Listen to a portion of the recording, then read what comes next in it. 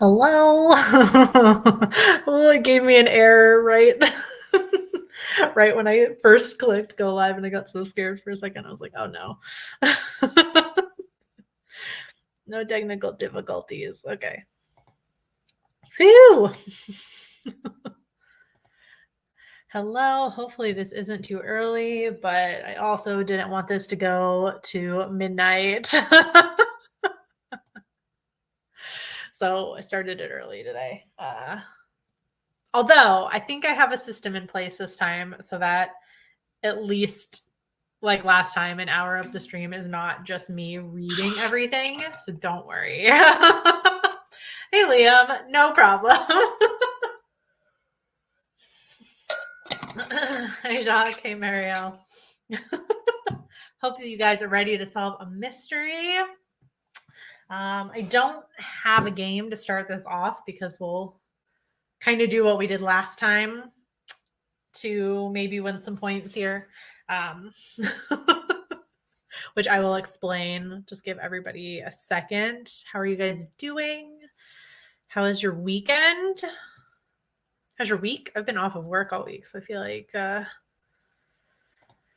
it's always nice, but then I always just wish I could do that all the time. You know? Like, why can't I just stay home and do YouTube stuff and get paid? You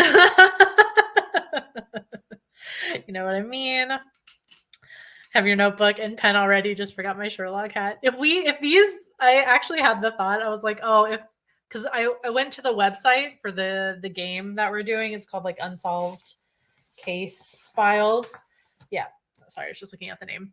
They have a lot more ones to do. And so I'm like, I had the thought, I was like, oh, if people end up really liking this and we do this again, I like feel like I'm gonna get like a trench coat and like a hat. And so if you guys end up liking this, give the stream a like, let me know, and we'll go all out for next time. You're taking a 20-hour car trip back home? Oh my gosh. Hopefully you're not driving. Hopefully you're a passenger and you're listening to this. Okay. I will explain. Thank you for asking.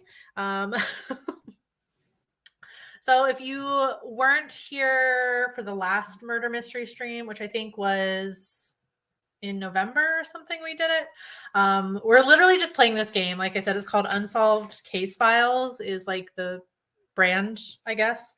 And the premise is we're solving a cold case, fictional for legal purposes, murder.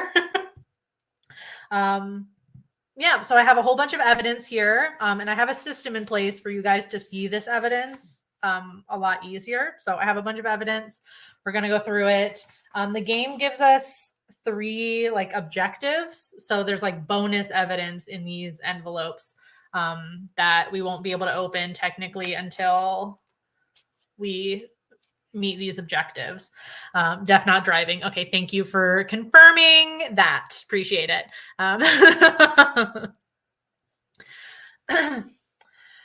So that's really the premise. I'll let you guys know in a second how you guys are going to be able to see this evidence a lot sooner. Because for anyone who was here last time, the stream took like 3 hours, is why I started so early. But I'm almost positive that at least an hour of that 3 hours was me just reading everything out to you guys.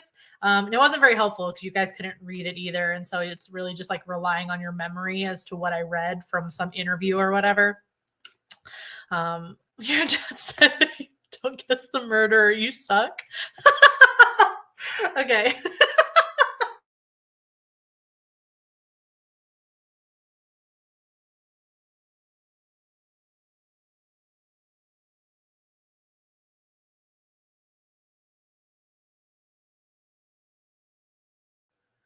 Okay, that was odd. Okay. How's the stream doing? Okay, it's fine. It's not caught up to me though. I just want to actually get it caught up so I can see. Oh, okay. Sorry, I'm just checking it on YouTube. It got a little wonky for a second. Okay. Okay. Okay, fingers crossed that it keeps up here. Sorry if, yeah, just let me know in the chat if something goes wrong. It's showing up okay on my end. Like it's not frozen on my end. So if you can still hear me, maybe just refresh. Yeah, it said something like my connection. I think the connection just kind of like dipped out for a second. Sorry, guys. On my end, my screen went black for a second and it gave me a little spinning wheel. So I was like, oh God. Okay. Yeah, usually the signal in here is really good. So it might have just been a momentary thing. Apologies for that. Okay, so yeah, so what I'm going to do really quick, 3 hours of confusion. Don't worry. I think it'll be a little less confusing this time, although maybe not for you, Tana, since you're in a car, might be a little trickier for you, but it's okay. Okay, so to start, I'll give you guys the little summary from the game as to what murder we're solving. It's not a lot of information, but just to set the scene. Just to set the scene. Okay, so here's the premise of the cold case we are solving. On November 20th, 1992, East Verona High School was shocked by the death of 18-year-old senior Jamie Banks. Jamie fell from a 6th floor window in the newspaper room where she also worked as an investigative reporter. Investigators identified 5 individuals who might have been in the room with Jamie, but they were unable to identify a prime suspect and eventually ruled it a suicide and closed the case. But Jamie didn't commit suicide. She was murdered. So that's what we're doing today. We are trying to solve the murder. Look at me. Hold on. I got a pin and everything. We are going to solve the murder of Jamie Banks, everybody. Oh, I love the board. I got pins this time. Here we go. Tilt it so it's not as actually let me show you her picture first, I guess, really quick. So this is Jamie. This is whose murder we're solving. So she's going to go in the center of our board here because pretty sure you put the victim in the center of the board there like that. Okay.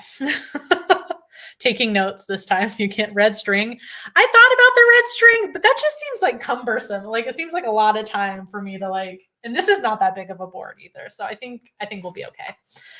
Although if this goes well and we do more in the future, I'm thinking of getting a legit board. So maybe. Okay. I really should have gotten their picture separated. So we're going to do what we did last time.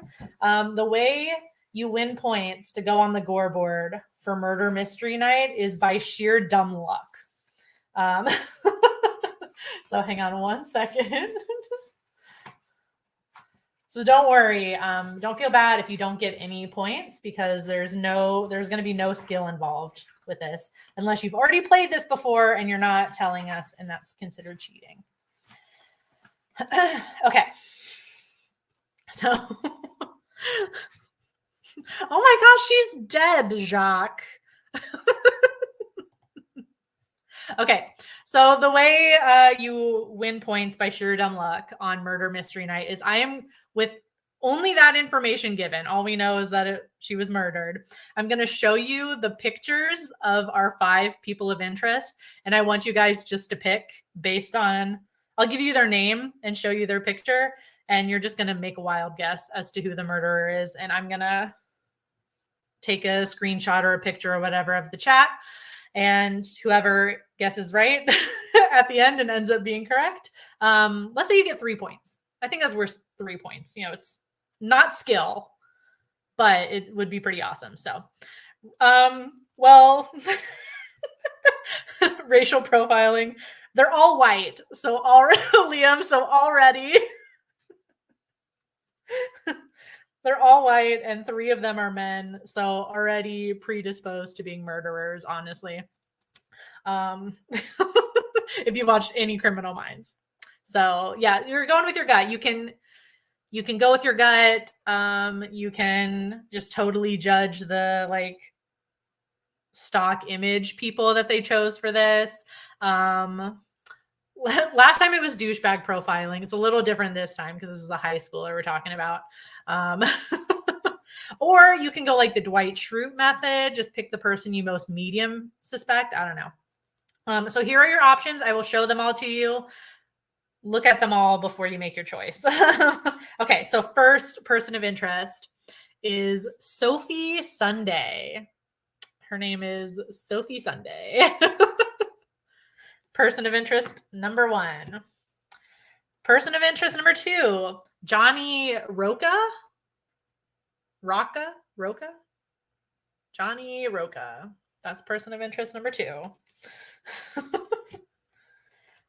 Person of interest number 3 is Dr. Benjamin Gelding. This is person of interest number 3 based on Criminal Minds. He's towards the top of my suspect list. Person of interest number 4, Olivia Underwood. Olivia Underwood. They really did Olivia dirty here. Or is it the face of guilt? We don't know. And then our last person of interest, and also at the top of my personal suspect list, is Paul Preakness. Preakness? I don't know what the fuck last name that is. Sounds like a fake one. Sounds like a fucking murderer to me. Okay, so go ahead and make your choice and go ahead and just put it in the chat. You will not stand a chance of getting any points unless you make a guess here. So it behooves you to at least make a guess as to who you think it is. You got a 1 in 5 chance. Oh, okay. We got some for okay. It's going to be a mixed bag. I feel like last time we all very much decided it was the husband. Like we were pretty unanimous. So I like already that we got different ones. Sophie Sunday is obviously the killer. Anyone who wears that much pink is a suspect. As soon as you said that, Liam, I'm thinking of a certain character from a franchise that will not be named. It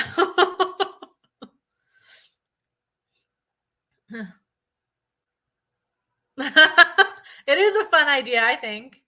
Okay. Okay, let me get to the top here so I can at least start getting. Here, I'll just take a picture with my phone, make it easy.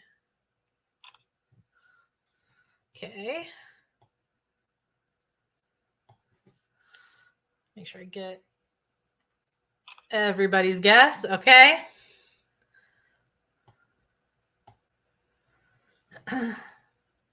Say that wearing pink Crocs.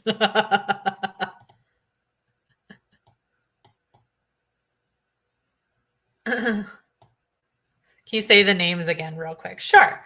So we had Sophie Sunday.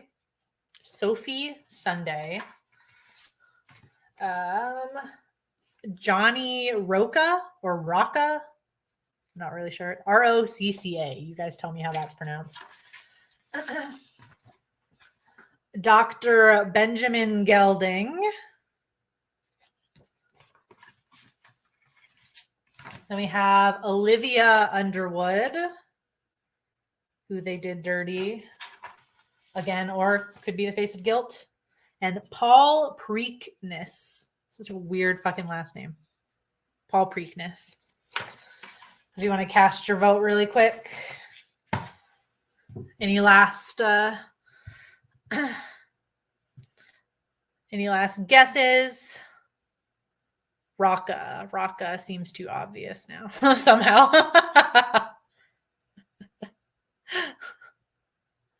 Another one for Paul. Okay, for me, I'm thinking it's either Doc or Paul, just based on Criminal Minds. They are white men around like the age of like 40 and 50, which is like most serial killers.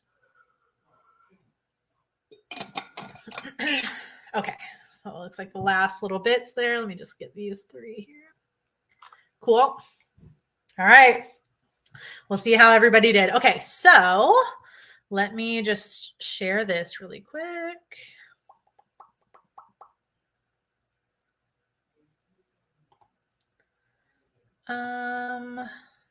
I guess that's fine. We'll just copy the link like this. Okay. Let me drop it in YouTube so I can pin it to the top.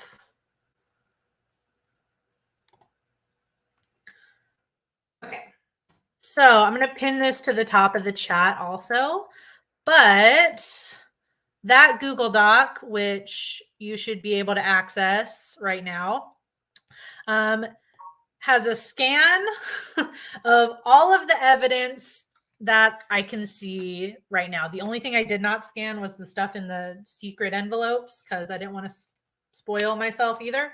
So that I will have to read out to you. But you guys should be able to see all of the evidence. There also should be an outline to the left. You may have to open it. And you can bounce around. You can find the witnesses, the people of interest, and I wrote down all their names, the photos. I just scanned them with my computer. Sorry. The link requires access. Does it? Literally just the only access was just literally anyone with the link. So you theoretically you should just be able to.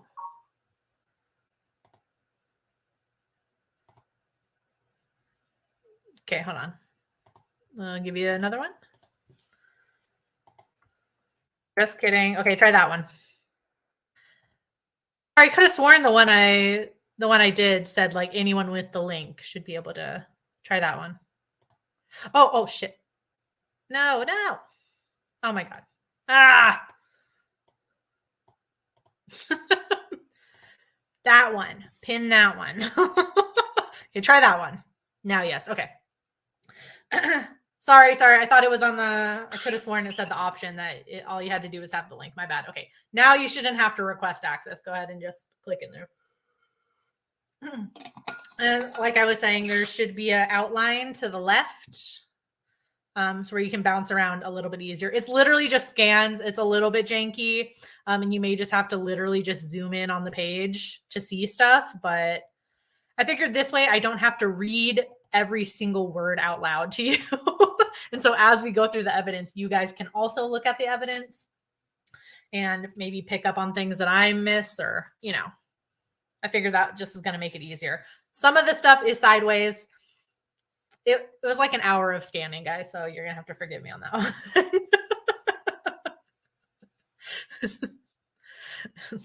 I think all told, it was like 90 minutes to scan everything and put it together in the Google Doc. So I cut corners where I could. So apologies on that one. But yeah, all good. But if you get emails about access, yeah, that's true. It's okay. It's all good. Okay. So now you guys have the evidence for the most part. I think I'm just going to watch. Yeah, no worries. Yeah, you can just watch and hang out. I just figured anyone who wants to help solve the mystery too, it's a little bit easier for you guys to be able to see what I'm doing. And I don't have to read every single word out loud to you guys because I about lost my voice last time. Okay, so our first objective is to prove someone was in the room with Jamie. That is our first objective. I put, for the most part, the first couple of pieces of evidence were like in the order that they are in the folder. So the first thing was this newspaper article, which I guess is always like the best place to start.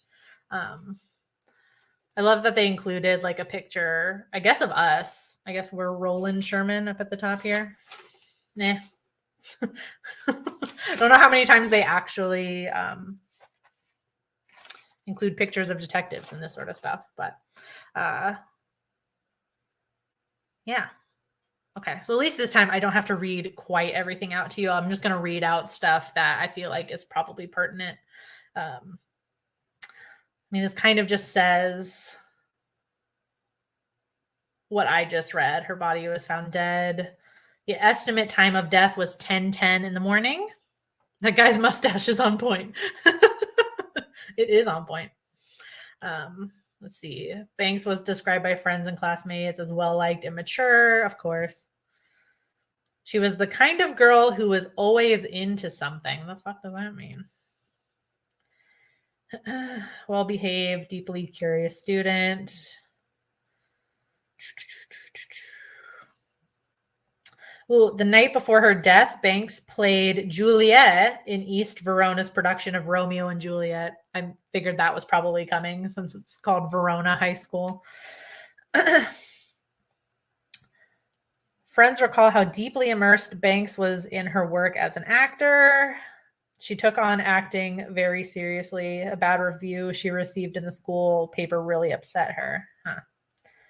Ooh, Olivia Underwood, one of our persons of interest, says was her understudy. So, okay. Already, Olivia. She was the understudy. I don't know if she wanted the part bad enough, maybe. We can confirm that we did find a suicide note, but the contents are confidential and will remain so. Okay. I'm already going to look on the backside, which I also included in the scans, because last time there was a clue on the backside of the fucking newspaper clipping. So I'm just going to scan through this really quick. Oh, and already, see, this is why we read the back, everybody. This is a article about Johnny Rocca, or Johnny Roca, which is another one of our people of interest. Coaches and teammates are left stumped by Johnny's performance in Friday night state championship game. What did he do? Scan through really quick. I don't know enough about football, so I'm going to scan through some of this stuff about the sport.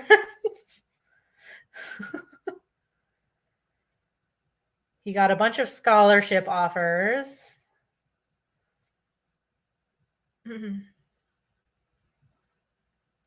It's unlikely his Friday night performance achieved that goal. Late in the game, the angry crowd began chanting, "We want Russell," a demand for Roca to be replaced by his backup running back.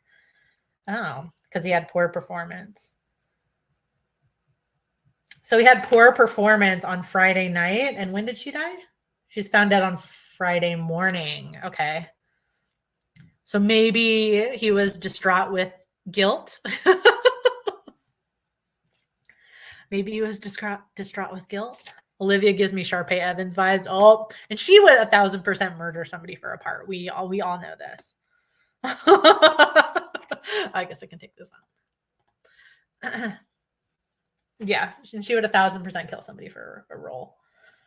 Roca bobbles a screen pass midway through the first quarter. Okay, so Jamie Banks was found dead Friday morning.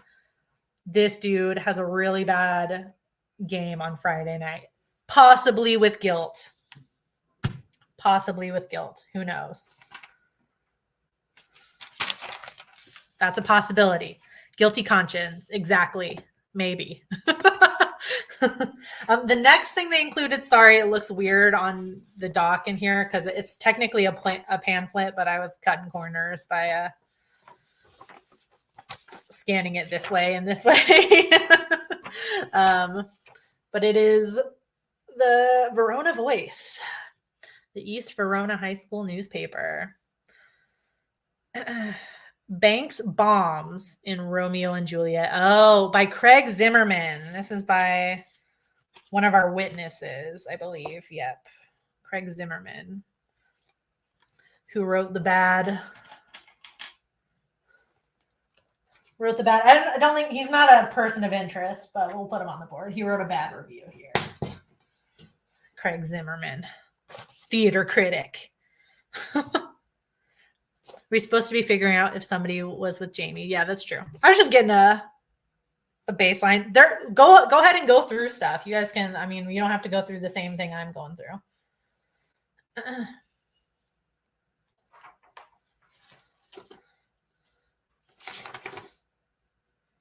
Well, there's already two people we could look at, which would be Olivia and Johnny, since they were both kind of mentioned first and foremost in that article, that newspaper article.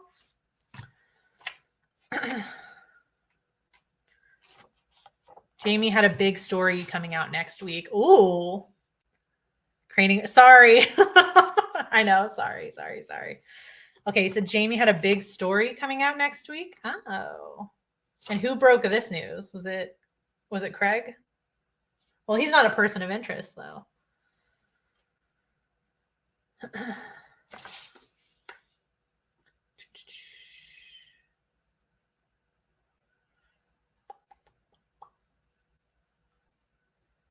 Joey Ferrari was also one of our witnesses here, I think. What a name, Joey Ferrari. Major investigative expose by Jamie Banks. I wanted to apologize to all the readers who noticed I hadn't published my regular monthly investigative report in October. I'm currently concluding research on a huge expose that is sure to shock everyone at the school, along with the entire Verona community. It will be the most mind-blowing story of my 4 years of investigative journalism here at The Voice. This expose will make the investigation about Mr. Griffin stealing wooden ice cream spoons from the cafeteria look like a joke. Stay tuned for next week's paper to prepare to view some of your most revered East Verona Spartans in a whole new light. Okay, so that would make the focus on the students too, which I think Sophie Sunday is also a student. So it doesn't really give us any hint as to what her story was gonna be about, but there might be some students that were, she specifically mentions the students, I think. So, oh no, you're okay. You're good. Are the words blurry? Oh, I'm sorry. They made, although if you might just be able to,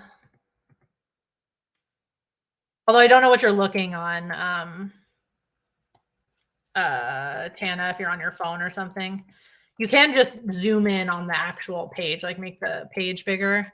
So they're PNGs, so they should be okay. Yeah, if you're on your phone, that might be why.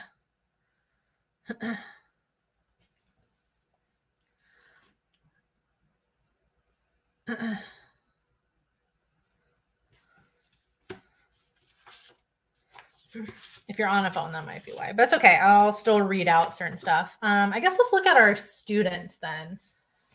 I'm going to start with Johnny and Olivia here because I feel like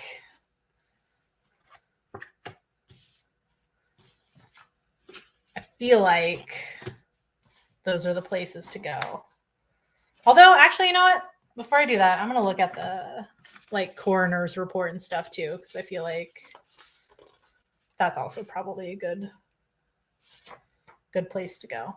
Although this time they included a reason why the case was closed, which I don't think was in the last one. Better chase down that wooden spoon.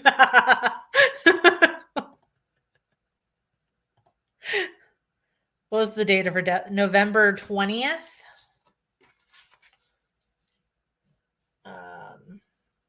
Yeah, I believe it was November 20th, they said. Hold on. I can actually look at the coroner's report. Oh, that's when I guess it was the 20th. Would have been when she jumped. So they have the date of death, November 20th, and the time of death at 10:10 a.m. So 10 o'clock in the morning on November 20th. Last seen alive on the 20th at 9:55 on the 3rd floor. And then they said the newsroom was on the 6th.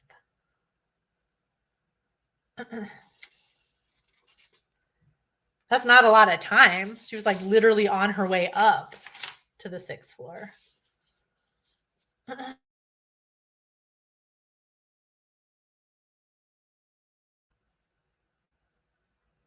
So there could have been, oh, you have some ideas already? Okay, lay them on us, Liam.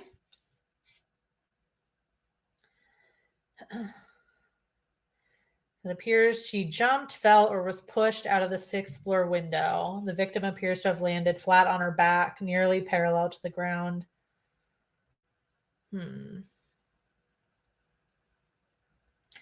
Victim's counselor reported a history of bipolar disorder, although it cannot be ruled out. There is no evidence suggesting foul play based on my examination of the body. Okay, well, it was during the school day, so that already puts, I don't know about these other two adults, if they work at the school, but that already puts like the students able to be there. That's not a lot of time. They literally saw, she was last seen 15 minutes before the death was discovered. That's not a lot of time. Dr. Gelding was her school counselor and also gave a statement about her being in distress. Okay. Person of interest for Sophie's interesting. She makes no mention of Johnny being with her, but Johnny, she says he, ooh, okay. So already we got some discrepancies. Okay, let's take a look at Johnny here.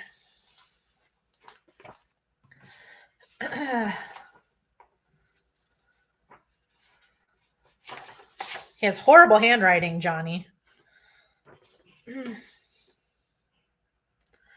He said I walked my girlfriend Sophie Sunday to the girls' second floor bathroom at the beginning of third period and waited for her just outside the door. I thought she'd only be a minute or two, but it took forever because she was trying to get a soda stain off her sweater. So I went in to keep her company. Anyway, there was suddenly a scream and a loud thud. Okay. So Sophie is his girlfriend. And so she doesn't, oh my God, I hate these paper clips. During Sophie's interview, she changes her story and says he was with her. Ooh, okay. Right before third period, she spilled tab. Oh my God, tab all over my sweater.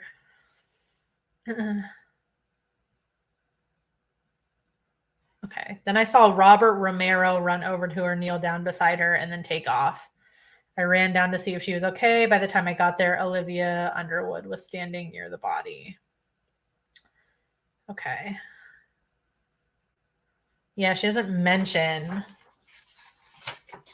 that in here. And then she says she was one of the first people to get to Jamie's body this morning. She's in the second floor bathroom when she heard her fall. Okay, saw Robert Romero rush up. Olivia Underwood had just gotten there. Didn't know Jamie well because I spent most of my time with the friends on the cheerleading squad and my boyfriend, or with my boyfriend, Johnny. Okay. And she's already like, at the end too, she's saying, I hope it doesn't affect Johnny in the game tonight. Coming through in a high stakes game is an important step for his career. And I don't want to see anything or anyone get in the way of that. Interesting. So I wonder if, did he have like a thing for her or something? Maybe he's writing with his wrong hand. Would they? That's true. That was the thing. Although I don't know if, at least so far with the evidence of her death, it doesn't look like if you're right or left-handed would matter if you're pushing somebody out of a window. I don't know that what your dominant hand is necessarily.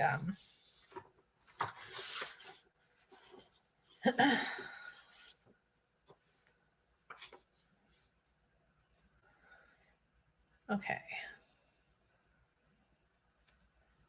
Yeah, she does finally mention Johnny in here. She's very concerned about Johnny's career. Bet she was exposing football issues. Ooh. Ooh, ooh, ooh. And then she mentions that they were kissing, which he does not mention unless it's in his interrogation thing also.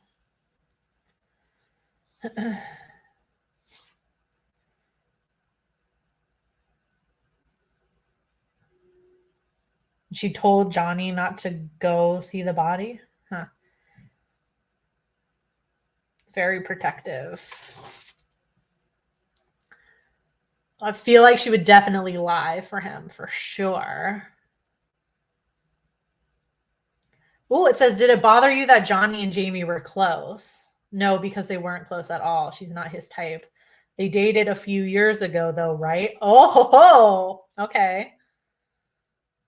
Well, okay, so there's already there's already a little bit there, and she's definitely like weirdly protective of him. So the last murder mystery I did involved left-handed people. They're all killers. That was the thing that got the last one. How we caught the last person. Oh, I'm already mixing shit up. That's not good. Okay, Sophie. Okay, let me take a look at Johnny's thing if they mention.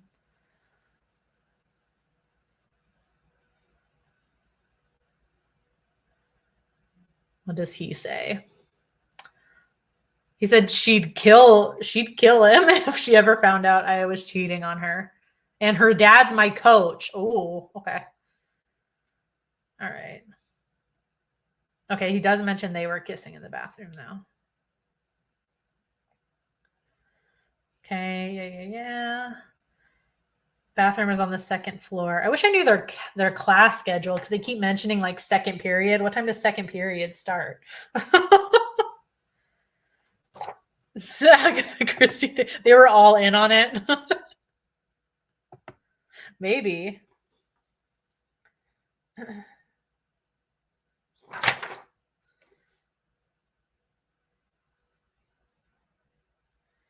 Okay.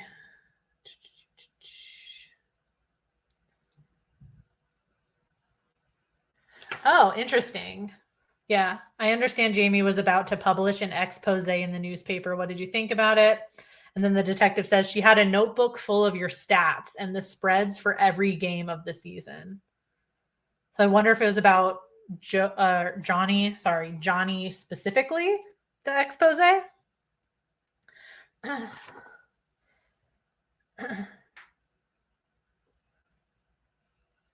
Okay.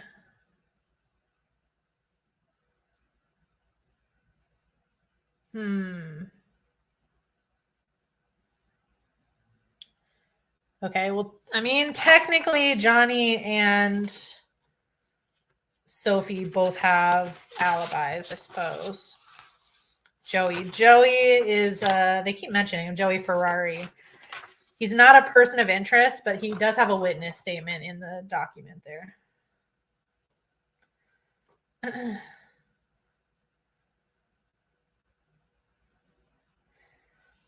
According to Johnny, Joey takes all the bets in school. You couldn't throw a game without Joey knowing. Even the teachers place bets with him. Girls too, because girls don't like to bet on sports. That's just fucking weird. He does have a witness statement, Mr. Ferrari. It should be in the doc, but let me take a look at this, Olivia. I want to know their class schedule, though. That would be useful to me. Everyone mentions second period, but I don't know when that starts.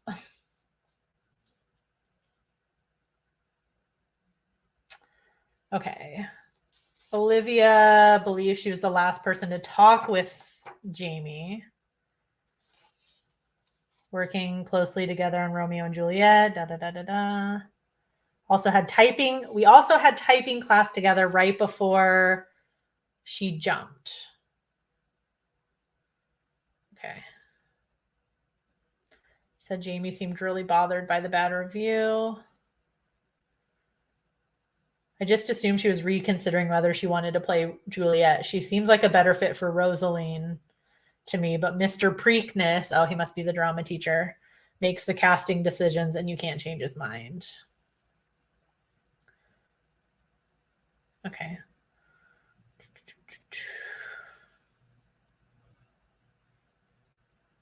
Okay, so what'd she say? She just said she had to go take care of something in the newsroom. Okay, so it doesn't seem like she went with her to the thing. Girls participated in things? I know. Crazy. The prof's interview, it says he wasn't in the photo taken when Jamie died, and he claims Jamie was what?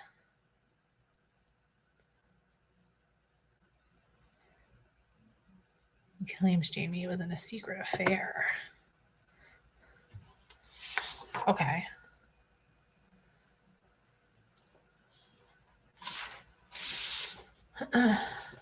Let's read through her interrogation really quick.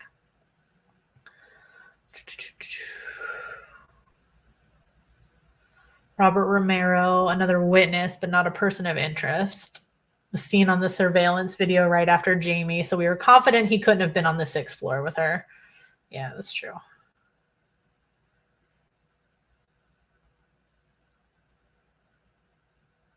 Okay, Olivia was supposedly in the 1st floor girls' bathroom throwing up during this time.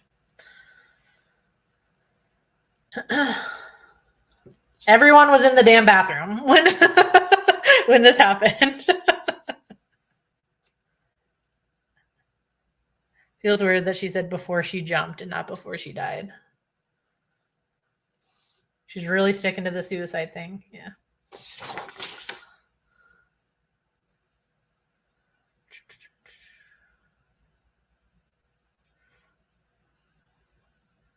Olivia's moving to the top here with her little comments. I was Jamie's understudy and I know all of her lines, maybe even better than she did. So I'm ready to take over for her. Of course, it will be emotional for all of us, but the show must go on.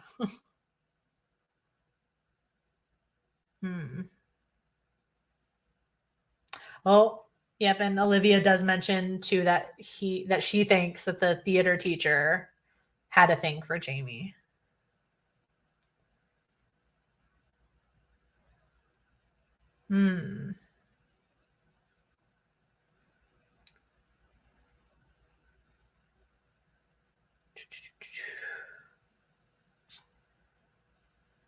I'm suspicious of Olivia because the detective does circle back and says, "How are you feeling now?" And then she says, "Oh, sad to be sure, but I'm trying to see the bright side." And then the detective's like, "I mean your stomach." And she said, "Oh, yeah, I'm fine now." I think the whole situation shocked me back to health somehow. I don't know if I buy that.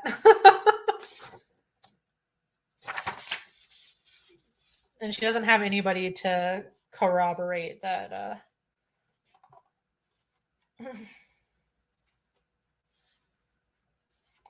Doesn't have anyone to corroborate that she was in the bathroom. Okay, Olivia's super sus.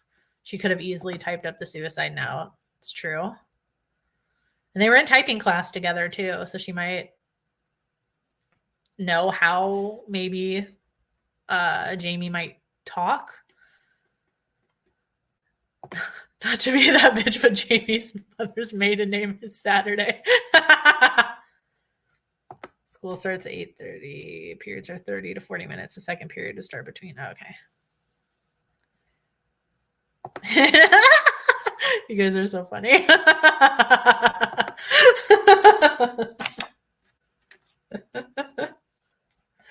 You guys are funny. Okay.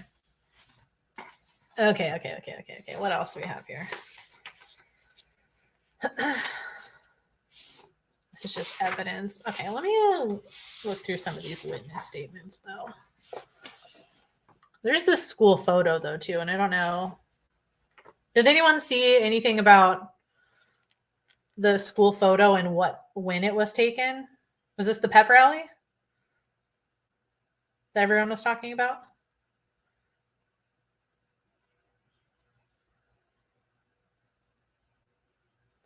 Because all of our suspects are missing from it, so can't keep up. Evil does die tonight. Okay, I'm going to pull up Robert and Craig's. Oh, we'll look at Joey's witness statement in a second. Because this Robert fella, hold on, I got his picture here. This Robert fella was the one that was first to the body, apparently. And so I feel like he should go on the board. So right now, not a lot's going on the board. All right, first to the body here.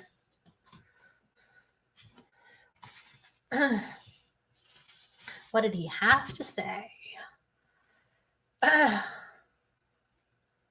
Was in the 1st floor bathroom.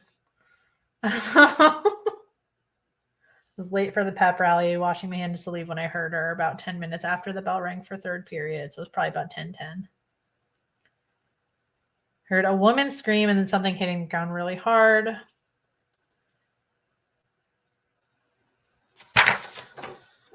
Okay, he was also on the first floor bathroom. Although he doesn't necessarily mention, of course, there's no interview to see if like he heard somebody puking in the girls' bathroom next door. School photo was taken when the suicide happened. Okay, but all of our suspects are missing according to the top of this thing. And missing Olivia Underwood, Sophie Sunday, Paul Preakness, Marilyn Roberts, whoever that is, Robert Romero, Johnny Roca, and Dr. Gelding. So literally everybody was missing. They already cut Jamie out. She's also missing in that photo. Okay.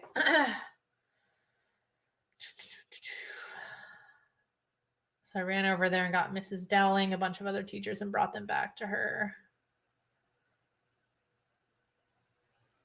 The amount of work, okay, a bunch of stuff about pressure of theater, sure. The night before the opening performance, Jamie was up until midnight working on the sunset on our set background. I think she even used her own money to buy the paint because I heard Mr. Preakness say something about paying her back.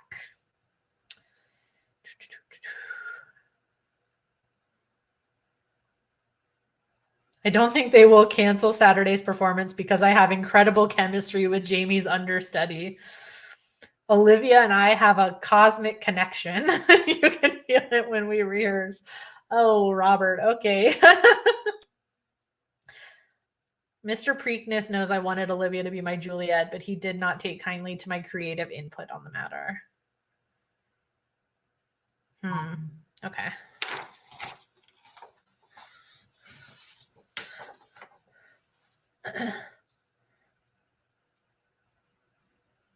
When was the photo taken? This was during this would have been the pep rally, I believe. So and everybody was like saying they were like late or something. So I assume this was like right during the murder. That was terrifying. Oh yeah, whoever said it was literally during the murder. It's really hard to see, but there's a clock in the corner that literally says 10:10. So this was taken exactly when her body like hit the ground. Interesting that someone named Stu called the police, even though Robert was the first to the body. Although I don't think he mentions calling the police. I think he just says he got teachers or something.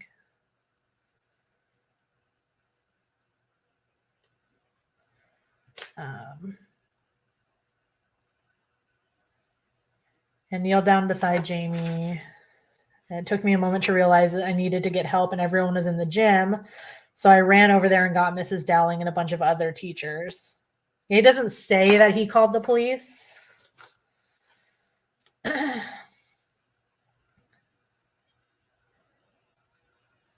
well, Craig was at the pep rally.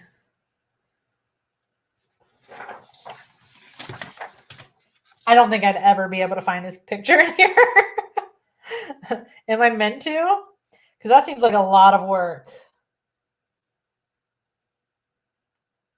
I'm like looking at his photo here. And I'm like, could I find him if I wanted to double check? Who knows? You would think if I was meant to see him, they would probably put him on like an edge somewhere. Like in the front row or in the back row. You would think. I don't know. I don't know if I'm meant to see him in the photo.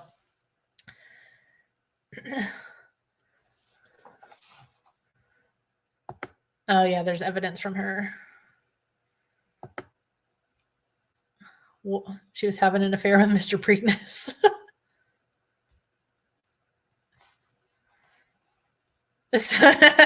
These people handwriting is weird, almost like it's a typed font.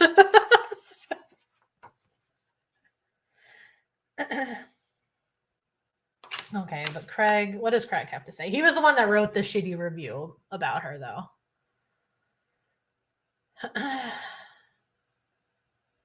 Let's see.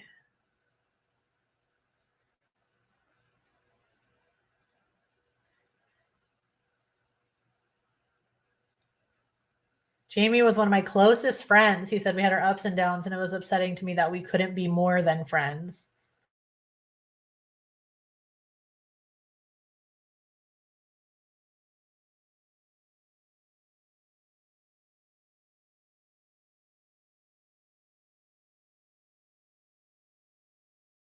Try and fix the mistake. Sorry, something go weird with the screen. What is going on with the signal today? It's weird. I thought she was the one, and now I'm quite certain my words killed her.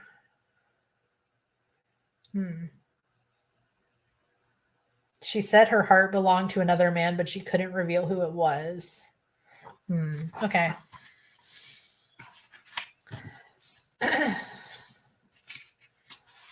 Okay, Liam.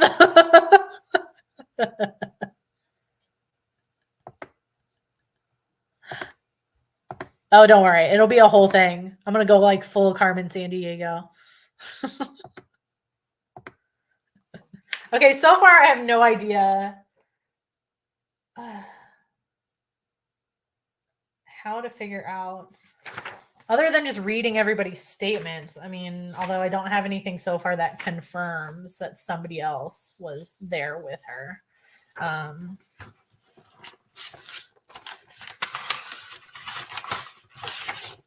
If you don't remember from, oh, there's a magnifying glass. Maybe I am supposed to find him.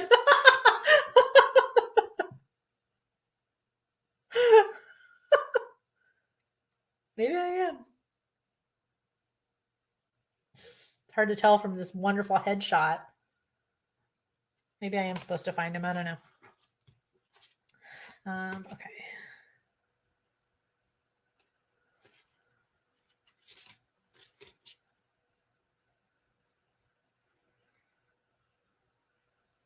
Not really a lot in the pictures, but yeah, and the note is definitely typed, so that's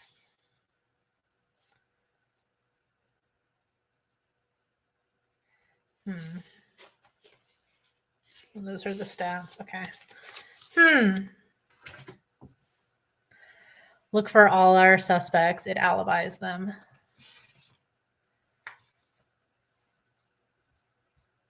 The clocks could be. That's a lot of work somebody just did with all those witnesses. I don't know if somebody tampered with that clock in the gym though. Okay, so let's see. What does Janice say? Oh, this Dowling. This was the teacher he ran and got.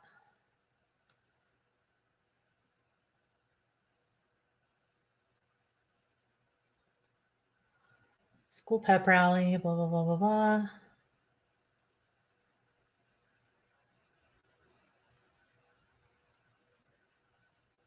Just finished when. Oh! Wait, no, it was Robert. Yeah, okay, never mind. I thought I had something.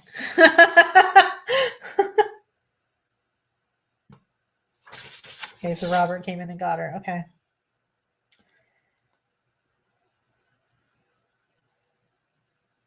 He's washing his hands in the first floor bathroom.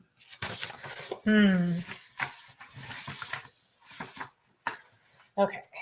So what was the doctor guy was also not in the picture.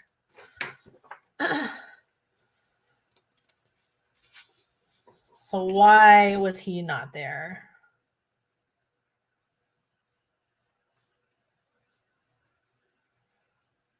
During her time, she expressed suicidal ideations to me on a number of occasions.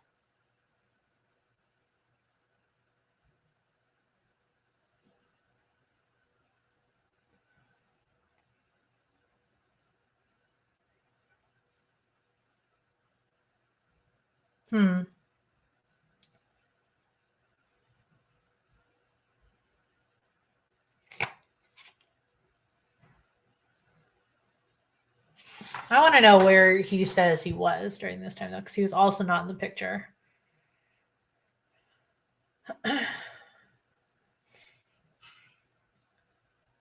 Okay, only seniors. Okay, let's see. I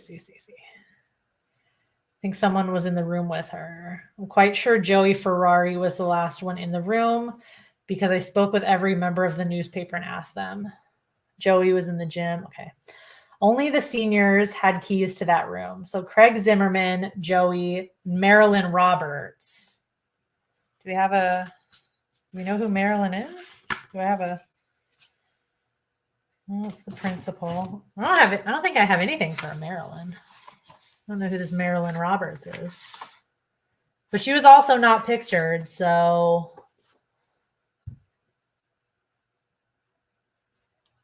you know. Sorry, I'm just like looking around. I don't think I have a Marilyn Roberts. I don't know who that is. I'm not sure who Marilyn is. But she also could have been in the thing. Zimmerman and Joey were both in the school photo. That's true. And Marilyn took it. Okay. But we couldn't find you in there. Left my pad of hall passes in there last night. I didn't pick them up this morning. The police haven't let me back in the room to get them. Why did you leave a pad of hall passes in the newspaper room? It wasn't on purpose. Okay, so he was there last night for sure.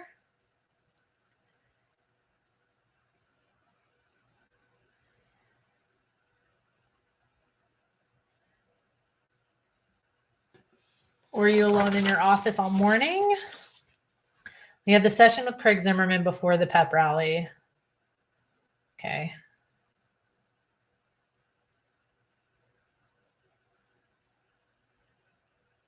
Got him there around 10 minutes before the bell.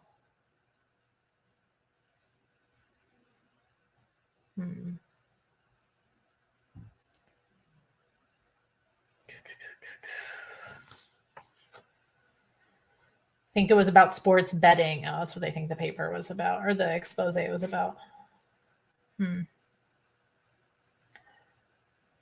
Okay, so he doesn't have a... So he got done with Craig Zimmerman near the end of second period.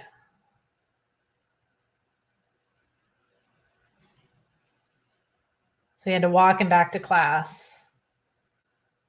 Probably got him there around 10 minutes before the bell. And then he just said he went back to his office. I'm going to dip out as I'm getting a headache. Oh, okay. Feel better, Liam? Okay, we'll figure it out. We'll figure it out. I'll try and figure it out.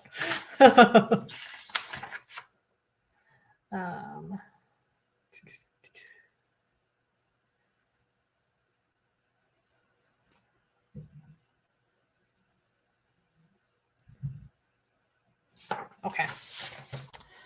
All right, I guess the last person really to look at is the professor. He doesn't have a witness statement, but he has an interrogation thing.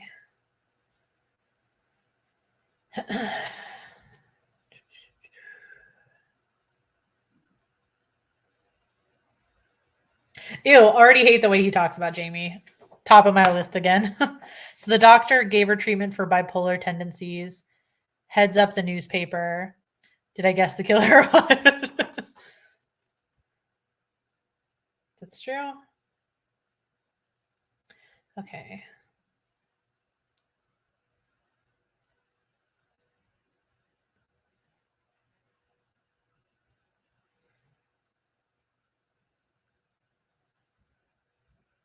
So the drama teacher was in the auditorium the whole time, fixing the balcony from the set. It held up during the performance, but when we were moving it off stage during an intermission, a couple of our stagehands tipped it over and the entire support structure needed to be rebuilt.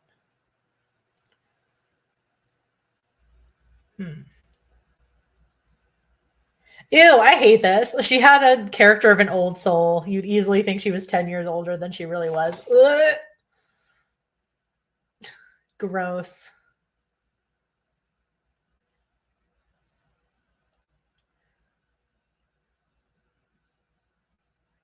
Oh, I hate this. It was locked. It was locked on the only way to get in and out. Did Jamie have a key? Yes. All the seniors, they said all the seniors have a key to the newspaper room. So that would be Craig Zimmerman, Joey, Marilyn Roberts, and Jamie. And Dr. Gelding also.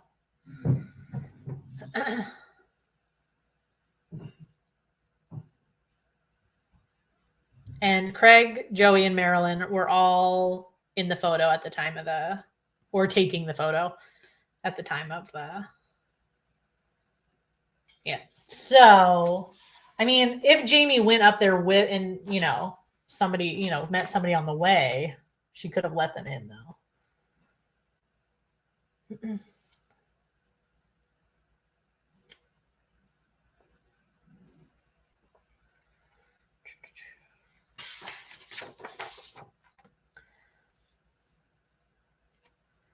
People just keep mentioning that she dated that Johnny guy.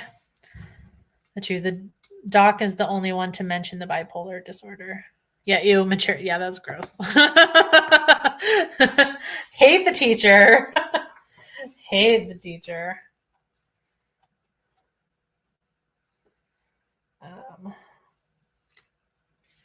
Okay. So far, I haven't really found much.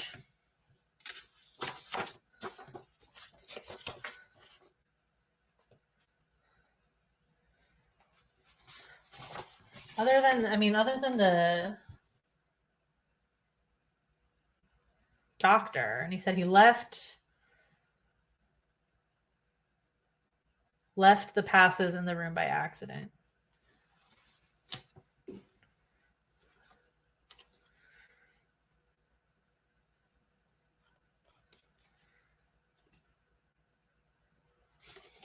I'm like looking for passes on the desk. Do I see passes anywhere?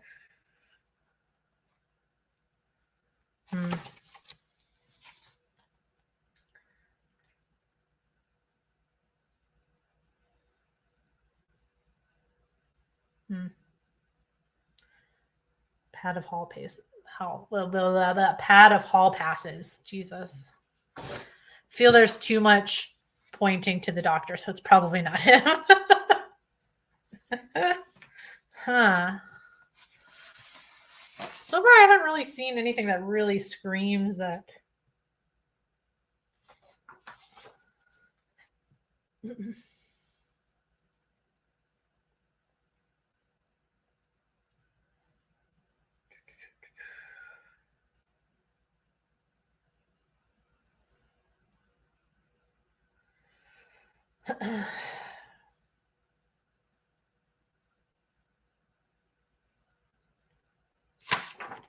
Evidence doesn't really.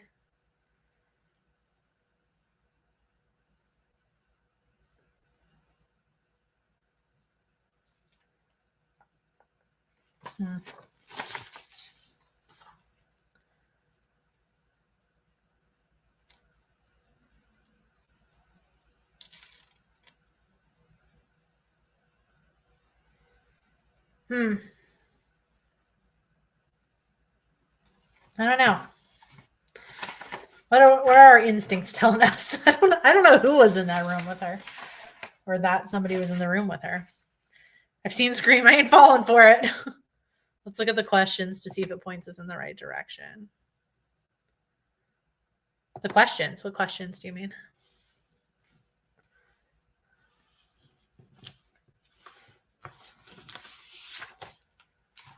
I need this more. What questions? Look at the questions to see if it points us in the right direction.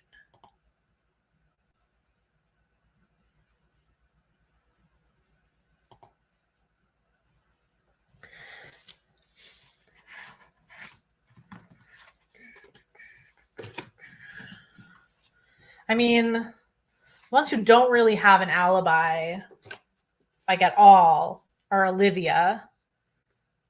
There's something we answer to move on. Yeah, we have to. So we'll at least to like see if we're right. We have to. There's like on the little website here, we have to. That's right. It gives us hints. You're right. It does give us hints. Hold on, let me share my screen here. So we have to click what piece of evidence told us that she wasn't alone in the room. Hang on.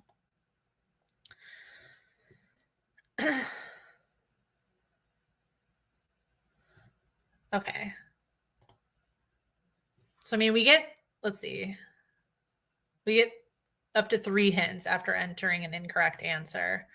I mean, so far the only person who really doesn't have an like actual alibi is Olivia, and she was the last person to see her alive. So if nobody else can verify that she was in that bathroom, then I don't know. I guess we can guess. Let's guess. Maybe like the interrogation interview from Olivia.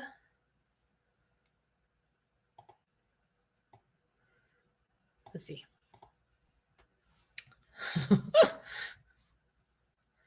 Oh, not the document. Okay, let's get a hint. Don't get distracted by all the suspects and their motives. Your objective is only to prove Jamie wasn't alone. Don't get distracted by all the suspects and the motives. Okay. Okay. Okay. So let's look at stuff that wasn't. What do we have here that's not? That's just evidence stuff. Anything?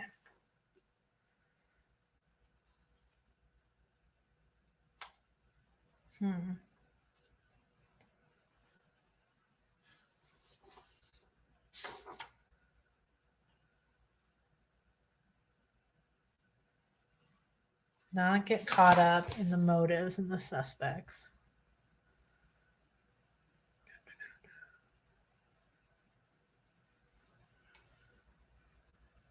Okay. The website, thank you. Thank you for nothing. I mean, maybe, if we're trying to look in like the interviews and stuff, maybe we shouldn't be looking in the interviews.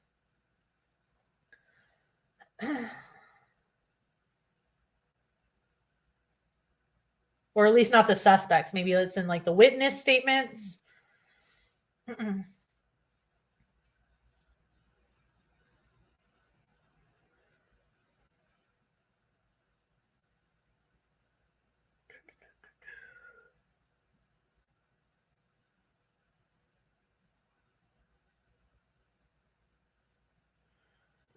Okay, nothing really in the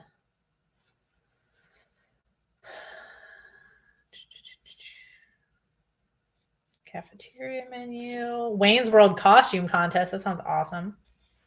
I'm just trying to skim through all these like little things too, because last time the clue was like literally in something that seemed completely unrelated.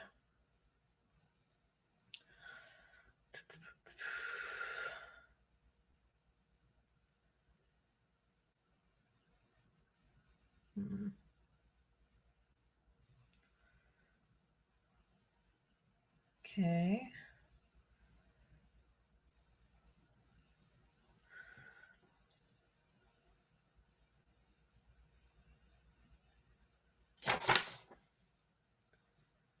Latest updates. Pep rally today at 10 a.m. Smoking area moved.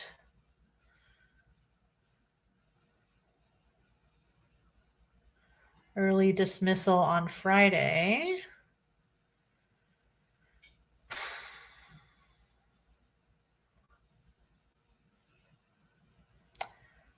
Fifth floor girls' bathroom will continue to be out of service for another week.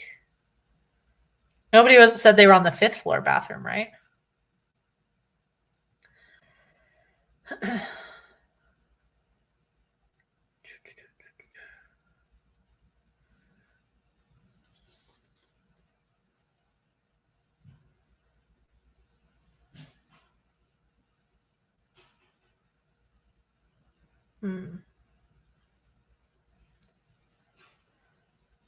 I don't think anyone said they were on the fifth floor bathroom.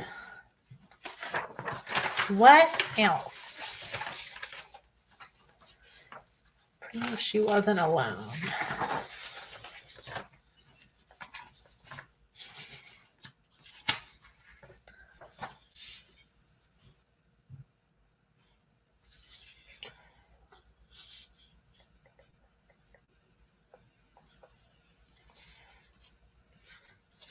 The third floor, I think, right?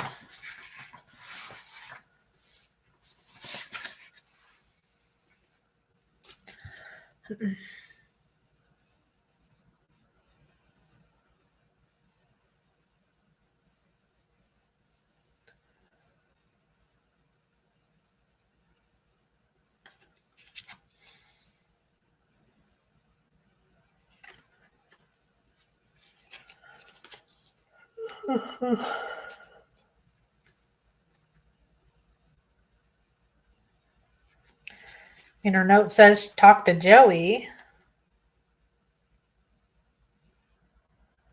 Good hopes. Where's my little magnifier? Oh God, don't tell me I lost it already. That's not good. Yeah, oh, there it is. Everyone was in the second floor bathroom or the picture. Well, Olivia said she was on the first floor bathroom.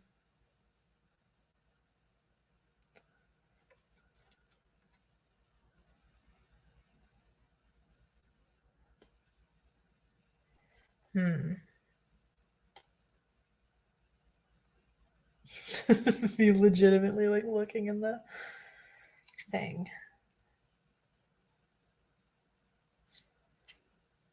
Just something that proves she wasn't alone.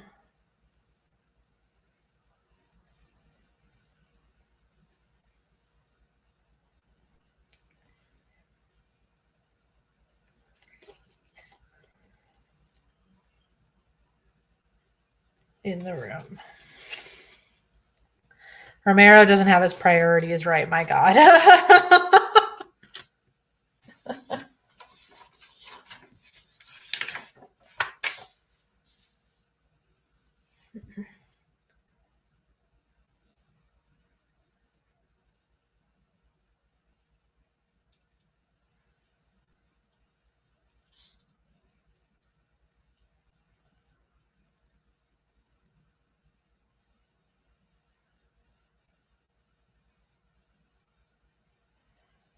Alex discovered a suicide note typed onto the computer screen.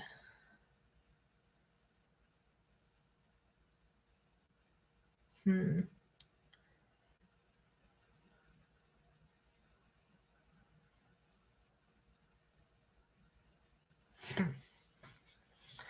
don't know.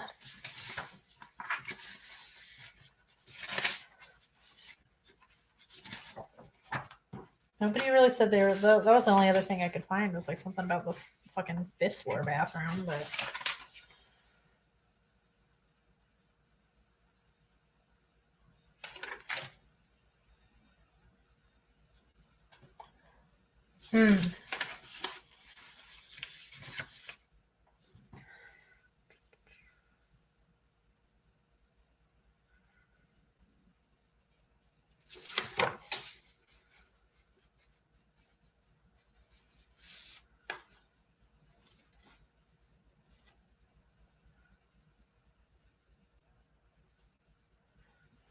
Robert was fine with Craig's review.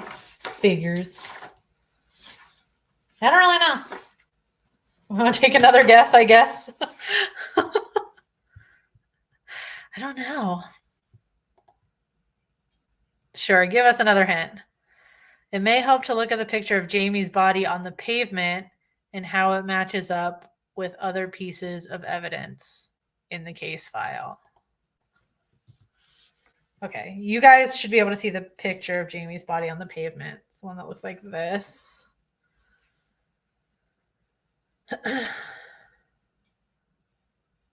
Her shoe is off.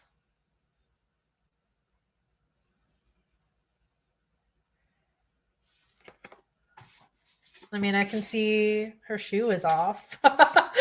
Does that prove somebody else was in the room? Okay, now we're talking. Okay.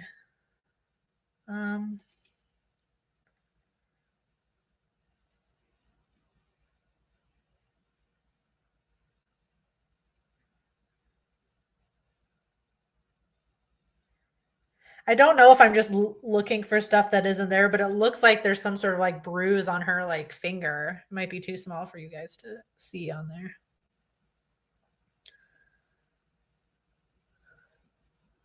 She's also not wearing socks. What a weirdo. I don't think that's relevant though. But that could just not be evidence, and maybe I'm just okay, so what's it say specifically? Picture of Jamie's body on the pavement and how it matches up with other pieces of evidence. I mean, the only evidence we have for sure that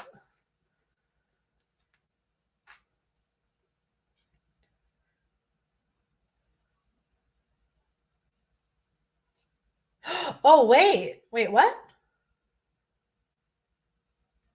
Oh, I think I found it. Okay. So, see, this is what I'm talking about. I should really be more prepared for this to be more complicated. So in this picture, her shoe is clearly off, right?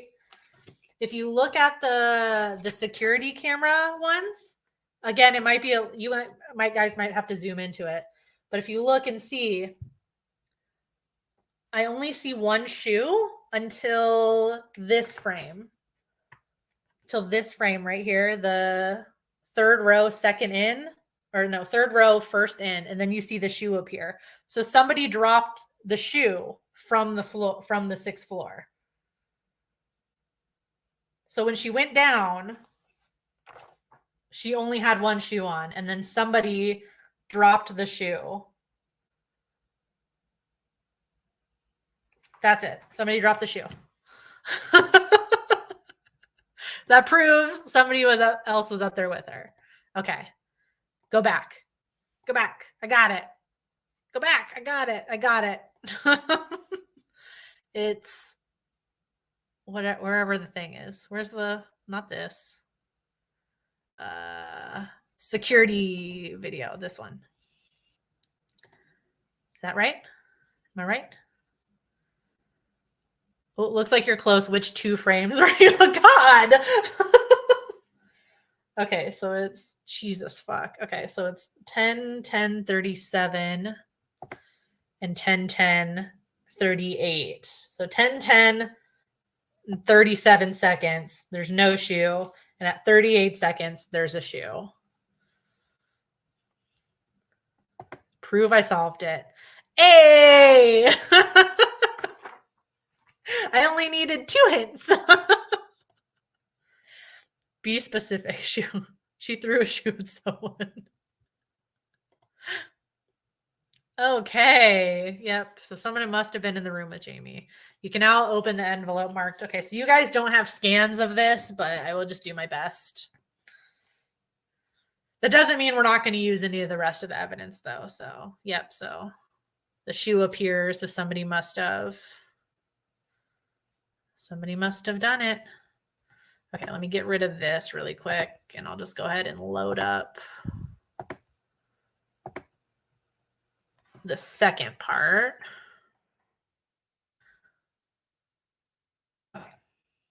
Just so we're ready. Okay.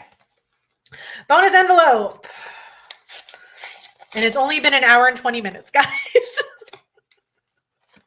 God.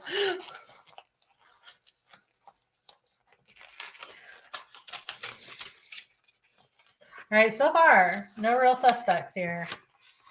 All right. see what we all got in here. Is that it? Okay. Alrighty. So, all right. Objective number 2 is to find the suspect who is lying. One of the 5 suspects lied about where they were on the day Jamie Banks died. So we have to figure out which one of them is lying. Okay. So I'm going to go ahead and take these guys off for now because we're going to focus on our suspects here now. You two are not suspects. Lucky you guys. All right. So we have an obituary. I guess I will read this one out loud. So since you guys can't see this. So it's an obituary. It says Jamie Banks died unexpectedly at East Verona High School Friday morning, November 20th, 1992, at the age of 18. She was the only child of Andy and Linda Banks of Verona, Massachusetts. She was a senior as well as a sweet, beautiful, kind young woman who will be missed by many. She was an investigative reporter for her high school newspaper, The Voice, was also a very talented actress, winning the role of Juliet in East Verona High School's production of Romeo and Juliet, which opened the night just before she died. Her funeral service will be held on Thursday morning at 10 a.m., followed by the rite of committal at Capulet Cemetery in East Verona. They're really laying it on thick with the Romeo and Juliet stuff. In lieu of flowers, please consider donating to the Foundation for Suicide Prevention. Okay, and then the back side looks like the middle of an article here. So it starts in the middle of a sentence. Happened last week just before school began early Friday morning. His wife of 44 years, Mrs. Bertha Sampson, said she and her husband were eternally grateful for Dakota for taking the time to learn CPR. I don't know if this is relevant. And then Verona Cineplex raffling a year of free movies at Aladdin premiere today. Keep in mind, this is 1992. Okay, I don't know that this is relevant, but something happened last week just before school began on Friday morning, though. I don't know what it is, but okay. And then the only other piece of evidence is a letter from Linda Banks, which is Jamie's mother. It's to okay, so it's not to them. Okay, she used paper from the National Foundation for Suicide Prevention. Okay. This one might be a little more to read, but I'll try and go fast. To the investigators responsible for reopening my daughter's case, first off, I am so grateful for your efforts in reopening Jamie's case. It means the world to me, especially now. You see, my husband just passed away last month, and he went to his grave thinking his only child may very well have committed suicide. Deep down, we had trouble wrapping our heads around both police findings and what Dr. Gelding revealed about her medical state. We didn't even know she'd sought counseling. This just wasn't our Jamie. My husband loved her more than life itself, and the idea of Jamie taking her own life forever killed his spirit. But I take comfort in thinking that he now knows the truth, and I can't tell you the tears of joy as well as sorrow it brings me to know they are together again. Through God's grace, I hope one day to be reunited with them both. So many people were torn up by her death at the gravesite just after her burial. I remember Paul Preakness falling to his knees and crying like a baby. Damn, called him out. It broke my heart. I didn't know what else to do but go over and hug him. He seemed like he wanted to tell me something that day, but he couldn't, and I never saw him again. I knew he meant a lot to Jamie, but I had no idea how attached he had also been to her. Creepy. I still see some of her old classmates from time to time, and it tears open wounds that have never healed. After he was inducted into the Hall of Fame in Canton last week, Johnny Roca came back to town with Sophie and their children. I ran into them all at the park while walking the dog. Johnny Jr. had to help me to a bench because out of nowhere, I broke down thinking about what Jamie's children might have been like. That hurt never goes away. Jamie's dad and I saw Olivia Underwood in an interview just a few weeks before he passed. She's a big Hollywood star now, and was gushing about her first big break in a high school production of Romeo and Juliet. she peaked in high school. So many years have passed, but it still ripped us apart. We sobbed in each other's arms till we fell asleep that night. I beg you, please do not give up on your efforts until justice is served. I included her obituary notice to remind you of the amazing young woman behind this unsolved case file. Okay. Didn't even know she sought counseling. I mean, she was 18. So it's possible that she might not have known, because I don't know that they would have had to tell her about that. I don't know. I don't know. But seriously, we should try with the doctor, because he says he was in the office, but there's no alibi as far as I can see. Okay, should we go back to the doctor? Let's go back to the doctor. Ba, ba, ba, ba, ba.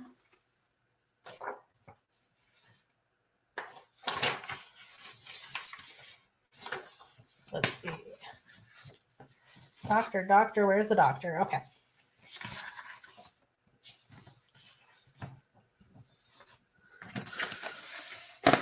Okay. Well, I don't know if his little like person of interest sheet really has anything of note.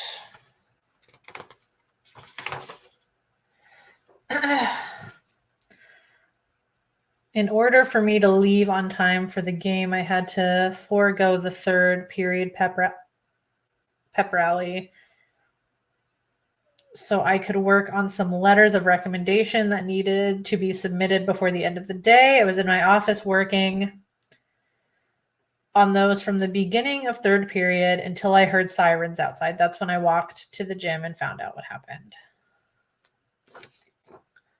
Okay, that was his... Okay. Trying to find... So all we have to do is just find whoever's lying. So we just need to find some sort of discrepancy between what somebody said, which shouldn't be that tricky. Somebody look at some of the other people. I'll look at the doctor, see if we can find any discrepancies in what somebody said. So he said from the beginning of third period, he was in his office. And then, so all during second period, he was with that one kid, the Craig kid who wrote the article.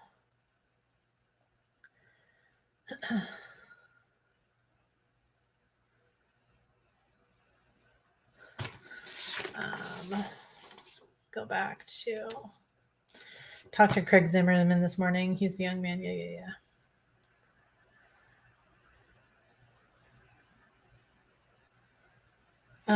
Where's his radio?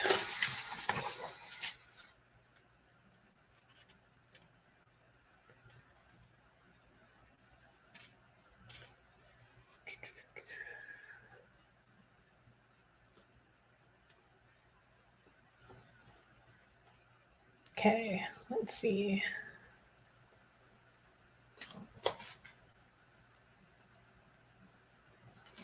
He was going on the mention last night. I think he mentions, because the performance was the night before.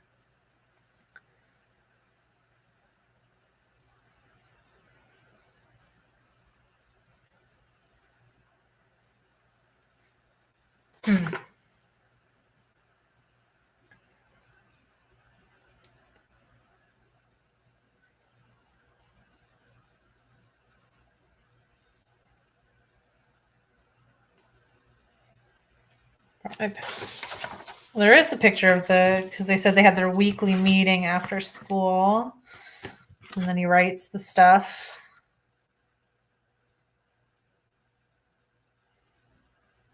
On the board. Okay. That's all true. Sean, are you there? Help us. It's me and you, Marielle. Pick another suspect. Start looking.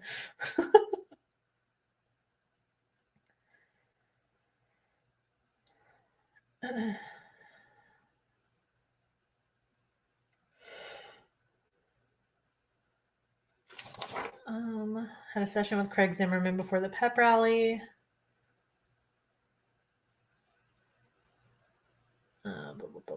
Talked to my office second period and made a plan for him to resolve the situation. Done near the end of second period. Then he walked him back to class. Did Craig Zimmerman say anything about?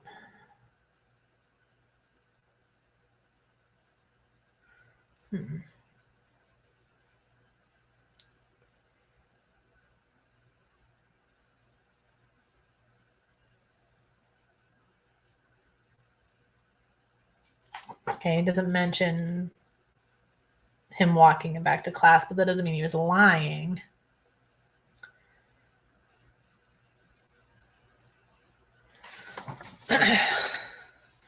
So he did have a session, or he was second. So the pep rally was third period. I'm just going to double check that. The pep rally was third period.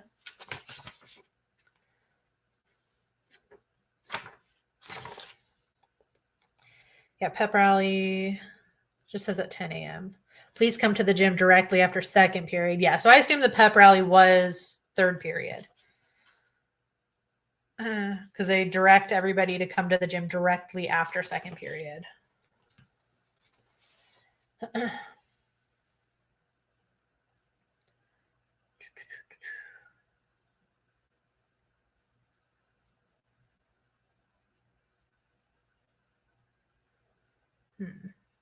You're done near the end of second period.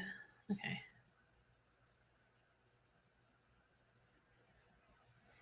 Didn't have any passes. I had to walk him back. Okay, so he also said he didn't have any passes because he claimed he left them in the newspaper room the night before. So he had to walk him back to class and got him there around 10 minutes before the bell. And then he said he wanted to get back to my office, but the students in his class were really excited to show me what they were working on and begged me to come in and have a look. After I'd seen everything, the bell rang. And the students went to the pep rally and I returned to my office. So I was in my office until I heard sirens and went to the gym.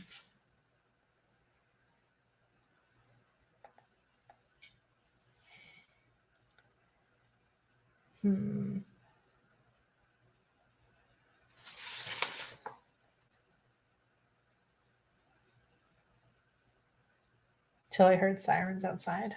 Okay. Huh. I mean, so far everything he said matches. I don't see anything really contradictory.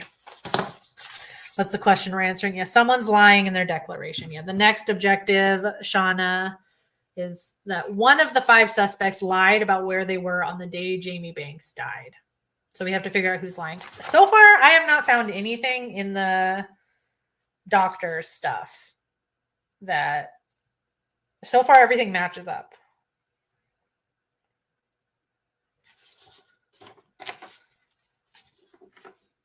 Doesn't necessarily have an alibi for third period,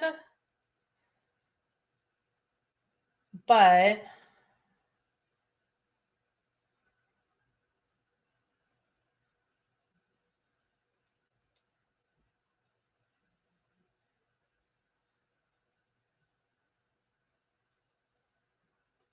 yeah, the only weird thing is like he walked Craig back to his class, and then the students were really excited to show me what they were working on and begged me to come in and have a look. That's a little odd, but and then he'd seen everything. The bell rang, and the students went to the pep rally. Okay, so I mean, so far nothing too odd.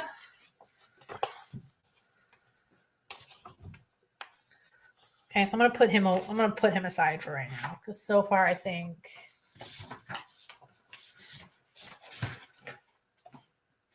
I mean, also Olivia's also sus, but let's see.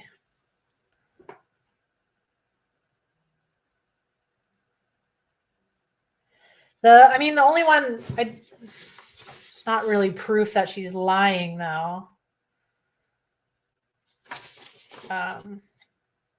Walking to the pep rally when I started to feel violently ill out of nowhere. Because Olivia in her interview kind of forgot that she said that she was sick. Let's see. All right, so they had second period together, Olivia and Jamie. She was quiet all through second period, couldn't get anything out of her, so I let it go.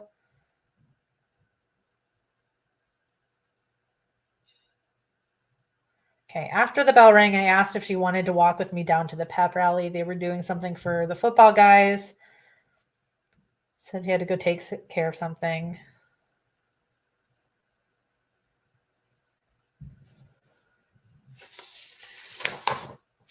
Well, in this narrative, she doesn't. Well, in this narrative, like right after the bell rang, that's when they're supposed to go to the pep rally. She asked if she wanted to walk down. She asked Jamie if she wanted to walk down to the pep rally. And then in her the little blue sheet person of interest statement said she was walking to the pep rally when I started to feel violently ill out of nowhere. I don't know. That's a little weird.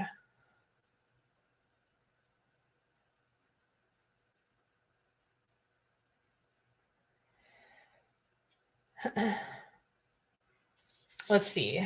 And then she writes, individuals who can confirm your whereabouts, Sophie Sunday and Janice Dowling.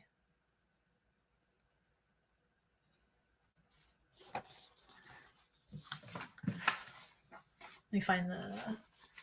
Janice is the principal.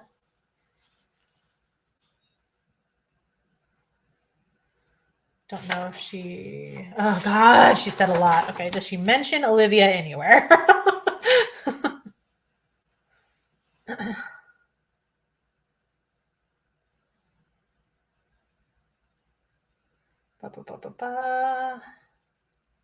Trying to see if she mentions Olivia anywhere.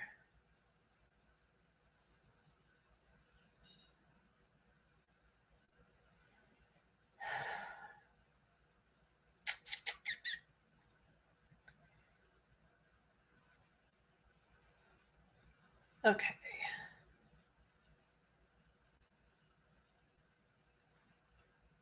So far, did not see her mention. Oh, wait, maybe she does. Hold on. That's when I saw Jamie on the ground. Sophie Sunday and Olivia Underwood were near her body. Okay.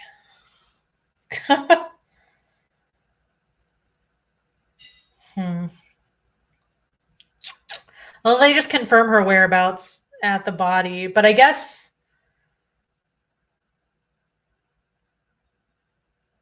that maybe kind of rules her out though, because that was from the 6th floor, and that's not enough time to run down and show up at the body, you know? She went to the 1st floor bathroom. Wasn't Robert Romero there when he heard? Yeah, but I mean, that'd be a different bathroom though. No? He wouldn't be in the girls' bathroom. I assume. I don't know.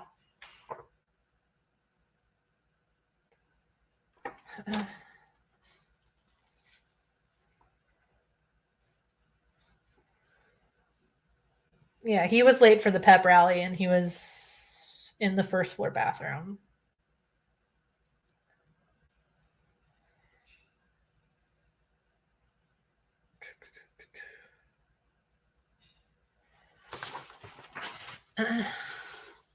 Thinking anyone there wouldn't have gotten there in time. Yeah. That's what I'm thinking. I don't...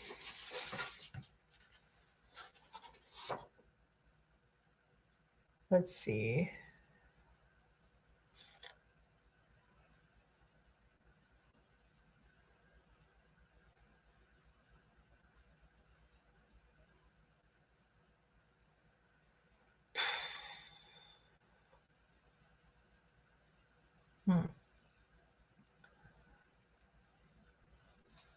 Just looking through the principals thing still to see if there's any other...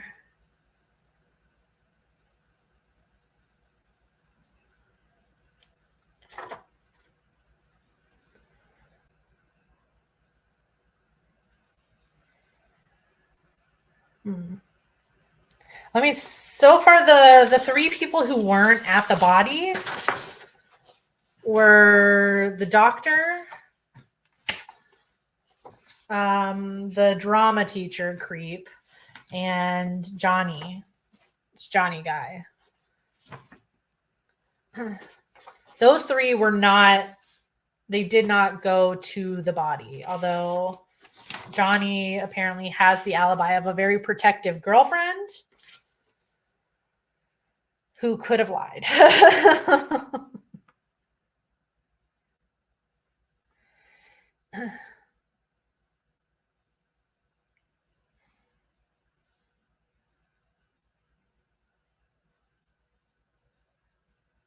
Oh, wait.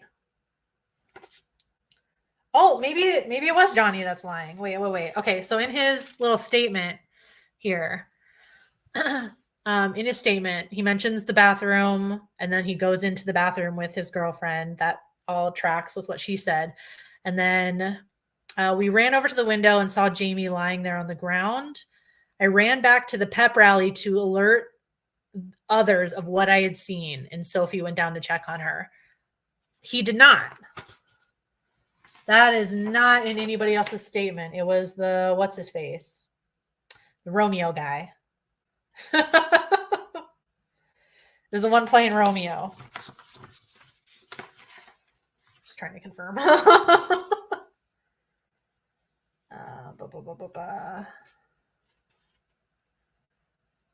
Yeah. Yep. Robert Romero came running into the gym screaming for help. Johnny Roca lied. Johnny Roca lied. He claimed he went to go tell everybody what happened.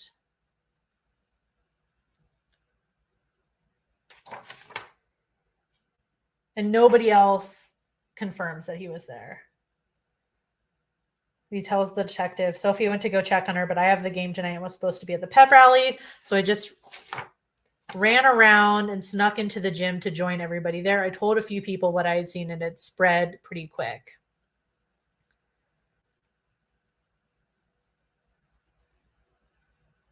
I think that's a lie. Nobody else says that he was there. It was the principal heard from Romeo. Robert!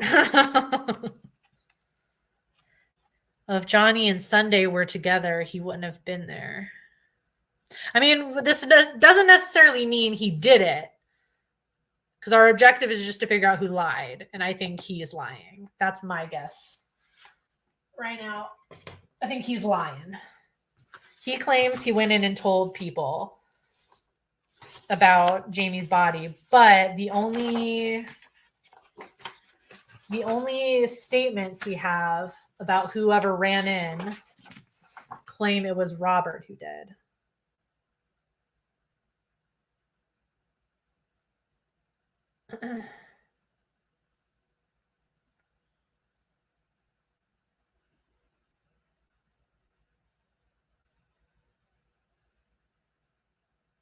Yep. So 2 people confirm it was Robert Romero, came running through the doors.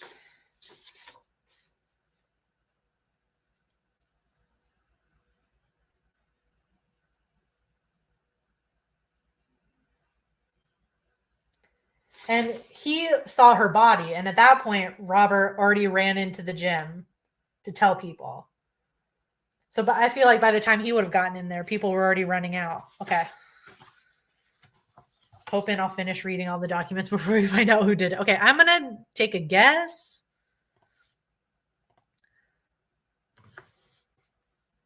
I'm going to take a guess and see. Dang it!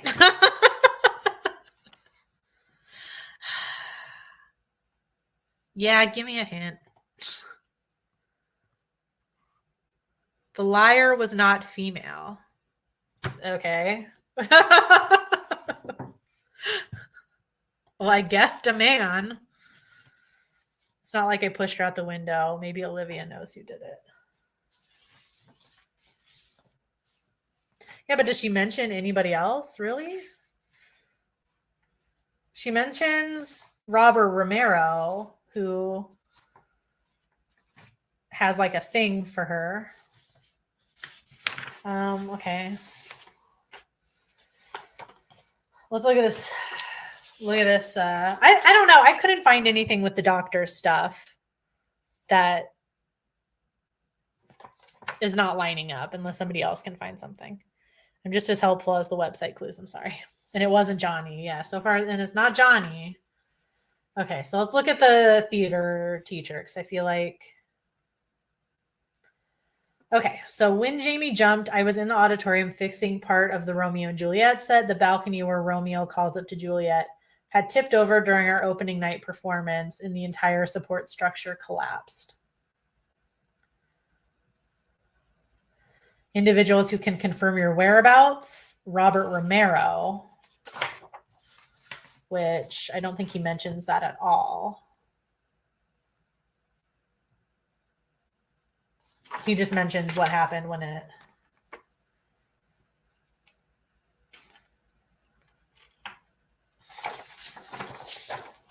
Unless somebody else maybe mentions the broken set piece.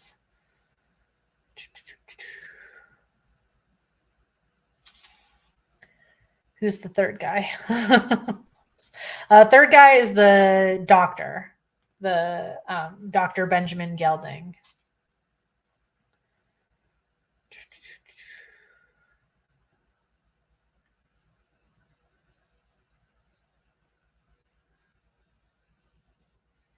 The only other thing mentioned about the set was that Jamie was up until midnight working on the sunset on our set background the night before opening performance. So that would have been Wednesday night. So he doesn't say anything about the teacher being there.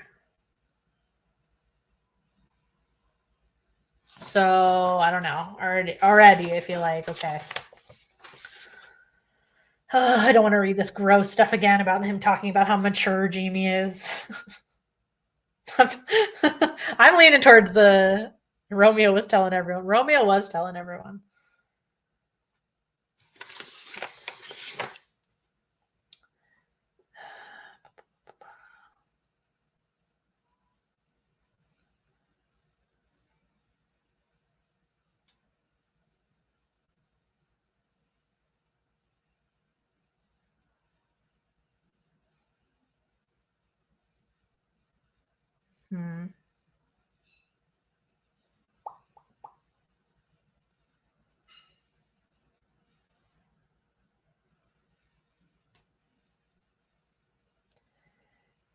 I don't know.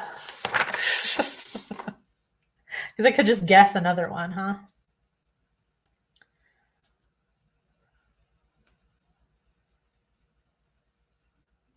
Oh, wait, let's see. So you were in the auditorium the whole time fixing the balcony from Romeo and Juliet set. What was wrong with it? Well, it held up during the performance, but when we were moving it off stage during an intermission, a couple of our stagehands tipped it over and the entire support structure needed to be rebuilt. Oh, and then here he says it tipped over during our opening night performance, which, I mean, could also technically be true. That, I mean, technically it was during the performance, but let's guess.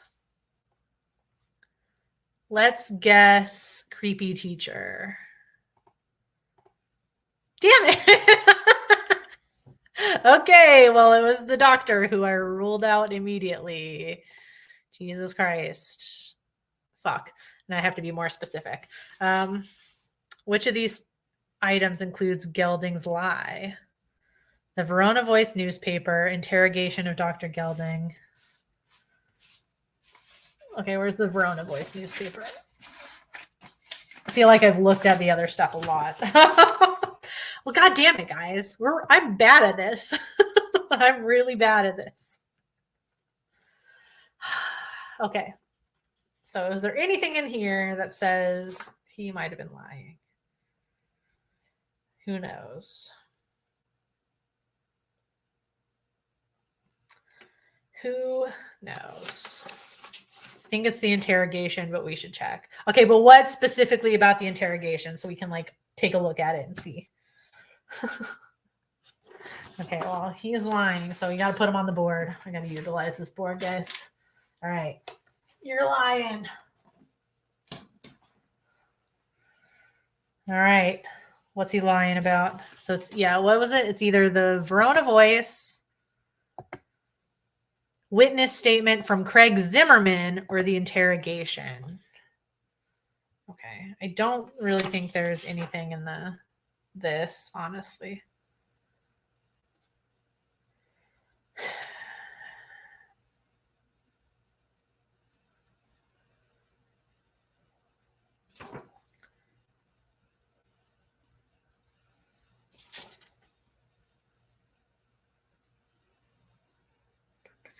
I don't know. Okay, so it's either that or the interrogation. So something is not lining up, I guess, in the interrogation thing. And the witness statement from Craig Zimmerman. The interrogation? You guys are saying it's the interrogation? Okay. If you guys are saying it, let's do it. The interrogation. That's right. Oh, okay. He wasn't in the newspaper room all day.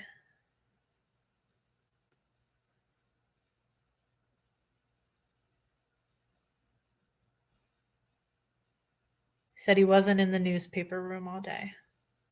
Okay. Oh my God. Which two items from this list prove that Gelding was in the newspaper room that day?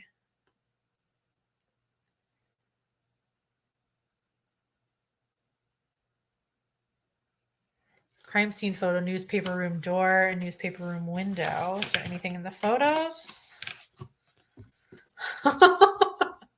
You guys are better at this than me. You guys tell me. Thinking it's something with the past. I mean, there's in the picture with like the computers and stuff of the open window, it's like, I mean, there's maybe like a pad of something. It's so small though, like I can't confirm that that's hall passes. You know what I mean? I mean, if we're assuming this is the only desk in this whole office, I don't see anything. And then this is just, it's got the assignments for next week.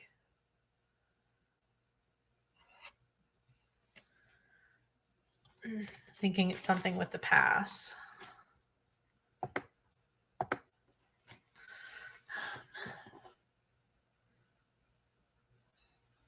Prove what? Oh, God. Oh, no. Oh, no, no, no. Okay. Prove he was in the...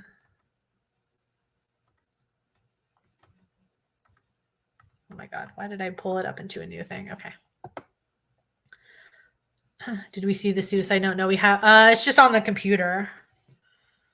Ferrari's statement. Oh, I didn't actually really read his statement, did I? I think I kind of... that was one of the ones I kind of just... Where is Ferrari's statement? See, this is why I let you guys see it too. Oh, you're right.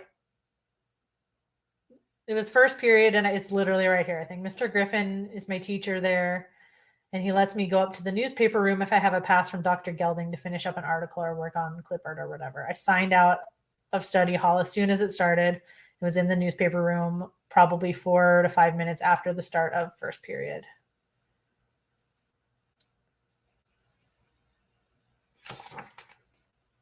Okay, so that's one. Thank you, Michelle. Okay, so that's one. Can I move this back to where it's not? Can I make this part of this again? No.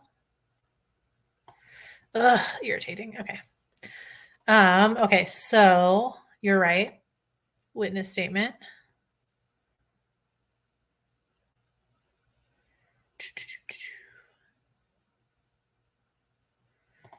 What other one do we think we need? Two?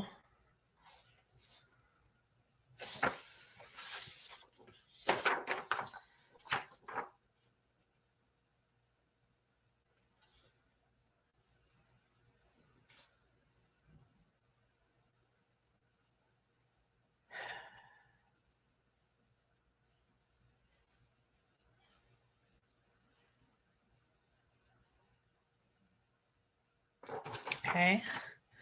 What are our other options here?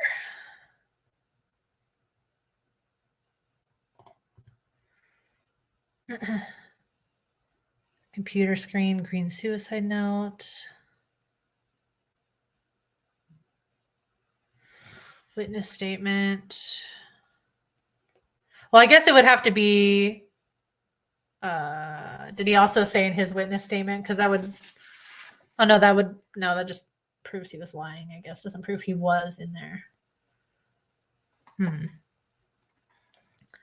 Coroner's investigation report. Is there something in the coroner's report? I made a mess of this desk already. Jesus. Pocket items. There's keys in it. But she has keys also because she's a senior.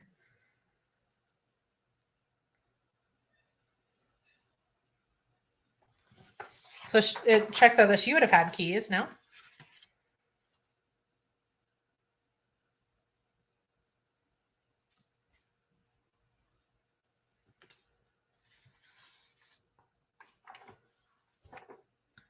Maybe.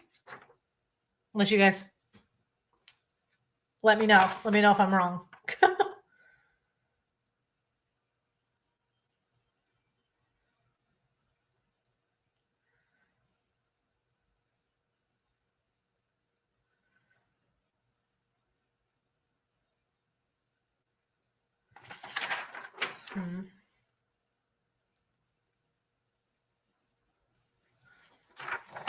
I think they snuck in without her knowing. I was thinking they snuck in without her knowing.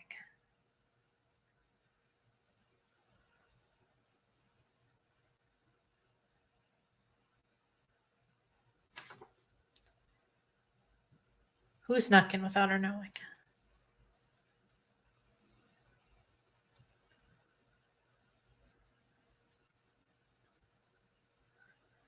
I don't know if that proves that that he was there though. Trying to process of elimination this with the the list. I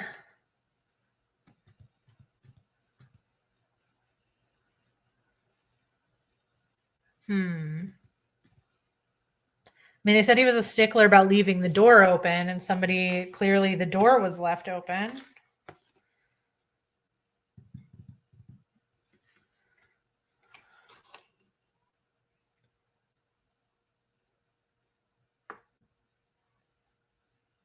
Well, maybe it is this photo because we don't see the hall passes anymore. Maybe. I guess I'll try the photo. See what happens. We'll say this one because I don't see hall passes. None of the documents. None of the documents were correct. Yes, give us a hint. Dr. Gelding left evidence that he was in the newspaper room the morning Jamie died.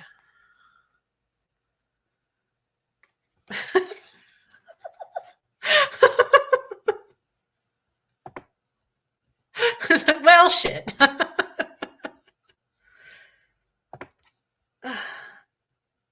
Give me another hint.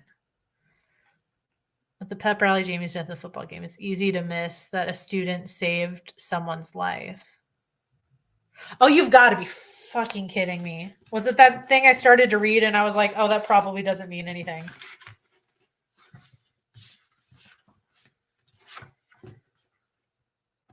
Wait. God damn it. Where is it? Student saved somebody else's life.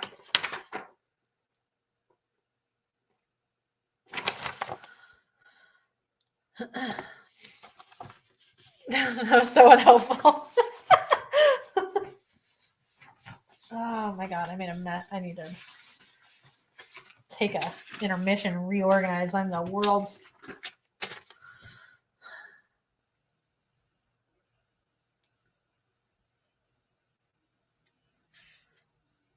The only thing I see was at the back of her obituary, the thing that I started to read. Yeah, just before school began early Friday morning. His wife of 44 years, Mrs. Bertha Sampson, said she and her husband are eternally grateful for Dakota taking the time to learn CPR. I'd be a widow today if it weren't for his knowledge of what to do in such a situation. Along with the Lifesaver Award plaque, he was also awarded a $500 scholarship toward the college of his choice from East Verona Volunteer Ambulance Association. Well, who's his wife of 44 years, Mrs. Bertha Sampson? Who the fuck? Who are these people? Okay.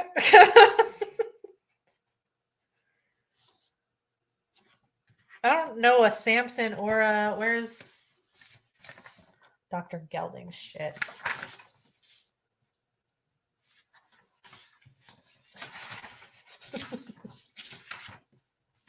I'm more confused now.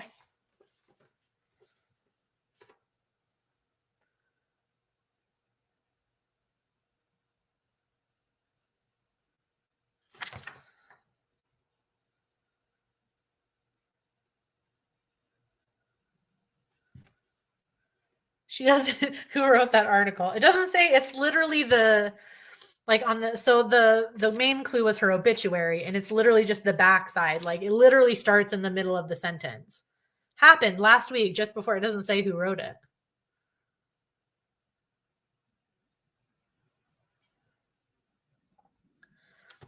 If it was the professor, he would have had to go to the room to submit it. But this isn't. This is just the regular newspaper.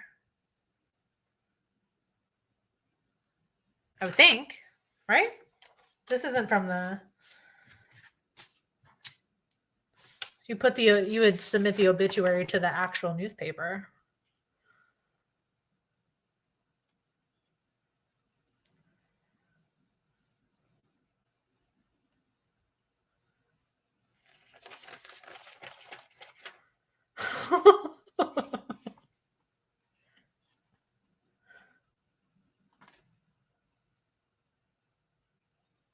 I'm so confused.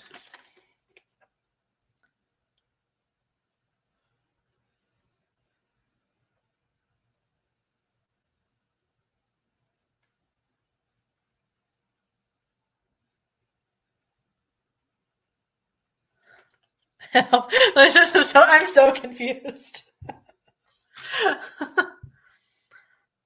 The pep rally, Jamie's death, and the football game is easy to miss that a student saved someone's life. Yeah, before school on Friday morning.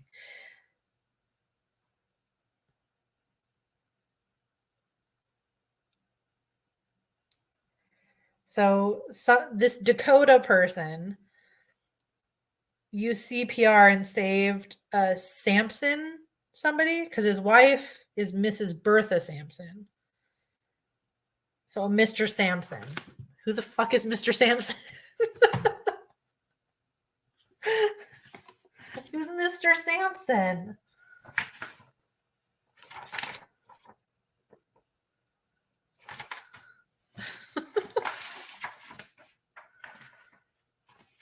There wasn't anything else. Where's the other newspaper article? I don't think there was anything else on there because the other one was just about the.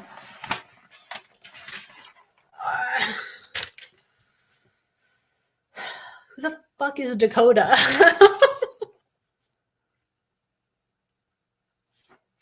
This is just about the football shit. This game's like, oh, you're making progress? No, here's some people we've never mentioned. I'm so confused.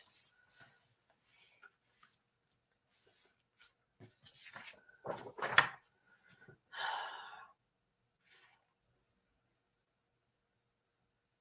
mean, does anybody have any? I don't see anything that says like a Samson or Dakota.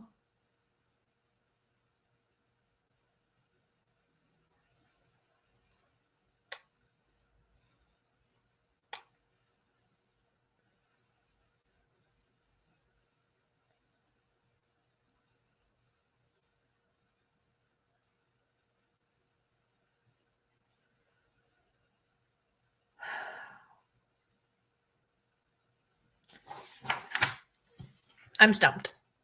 Mr. Sampson, what's his face? I'm fuck is Sampson?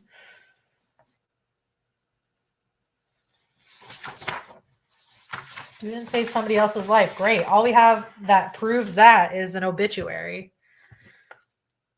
Only remember that Mr. Sampson said the 5th floor bathroom will continue to be out of service.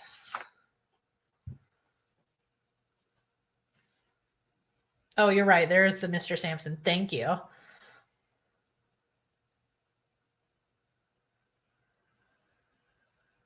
You're right. That's oh Jesus. Mr. Sampson. I don't see a Dakota anywhere else. They're not on the list of reporters. So far I haven't seen them. I don't see that they've written an article.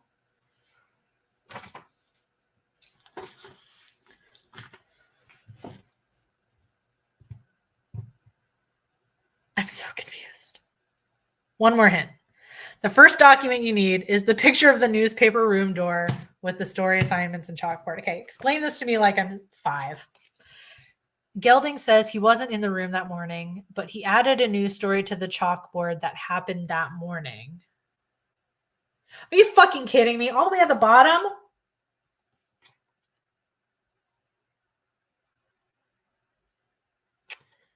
The other document you need proves the news event happened on the same morning. That was the obituary. Motherfucker. You think I would have learned after the last one? I'm literally supposed to use the magnifying glass and read all that little shit. God damn it.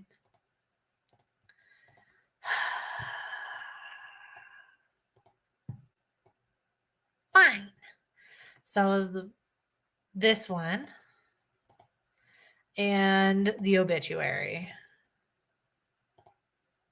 Great.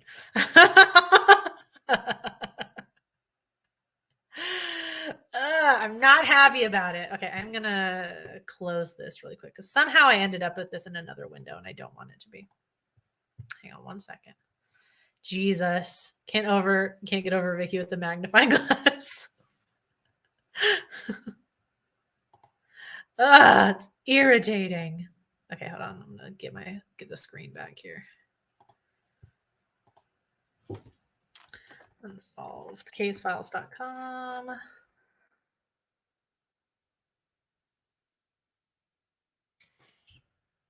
Just get it ready. Okay.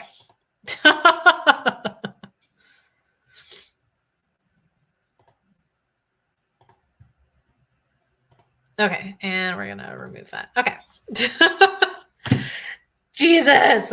Okay, well, now I can open the next one. God damn. That pissed me off. I should know better. Guys, we should know better.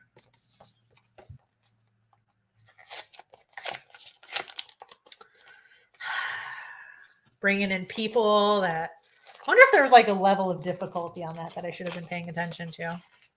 We know we should be thorough with the details, and yet. And yet. Okay. All right, next objective is to convict the killer, y'all. Oh, God. Okay. In order to secure a conviction of the killer, you'll need additional evidence that directly connects the suspect to the crime. When you know who the killer is and have found the evidence needed to prove it, yeah, we can visit that page to verify. Okay.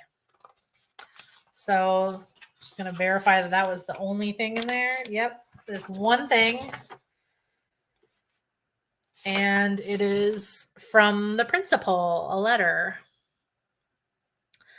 To whom it may concern, I wanted to personally and sincerely thank you for your work on the Jamie Banks case. It's just letters of people thanking us for what? We're not doing anything. I'm hoping your efforts will finally uncover what happened to that lovely young woman. It was so long ago. I believe Judy Marston and I are the only remaining faculty members who were also present on that dreadful day. Another person we don't know. Who the fuck is Judy? I still remember it like it was yesterday. I've heard that you may be focusing your investigation on Dr. Gelding. You should know that immediately after Jamie was found dead, Dr. Gelding worked tirelessly by my side to help students and staff get through that senseless tragedy. I don't think any of us could have endured it without him. But killers sometimes like to insert themselves in the investigation. Just saying. Learned that from Criminal Minds. I recently asked Judy what she recalled about that day, and she shared a story about Dr. Gelding. I thought you should hear it since it happened moments before Jamie died. He had stopped into her studio art class to drop off a student, and the class was bursting with excitement to show him what they had been working on. Okay, so that's what he said in his statement. Despite being in a huge rush, he lovingly took the time with every student to praise their efforts right up until the bell rang. There's no way this caring man murdered a student mere moments later.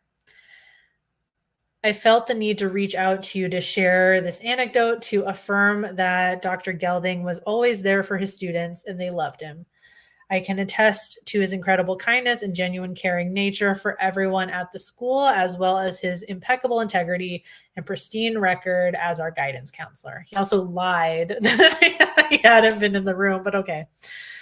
It would definitely be a waste of your noble efforts to pursue Dr. Gelding. Better to focus on the others so justice can be served for Jamie more quickly. But I suppose you're the expert. If I can help you in any way, please let me know.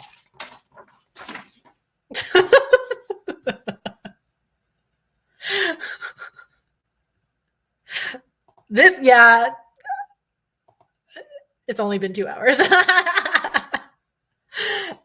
Okay. That was honestly really not helpful. Basically, all it was that he's a good guy. There's no way he did it.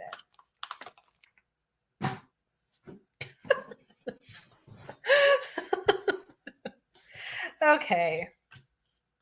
I'm going to take a minute here and just kind of reorganize my shit while we all just stew on this information. If anyone has a lead that they would like to pursue, please let me know. I do have a picture of the principal for no reason. I guess I'm going to put you right up here.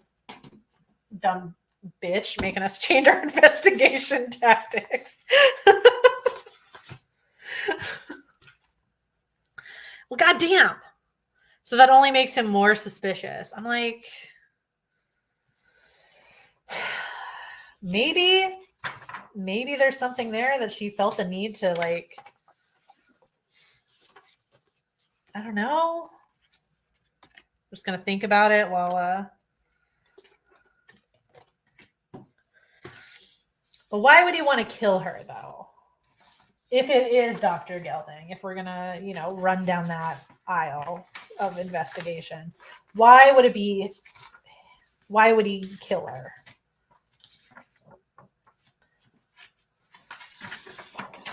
Kept mentioning like an affair.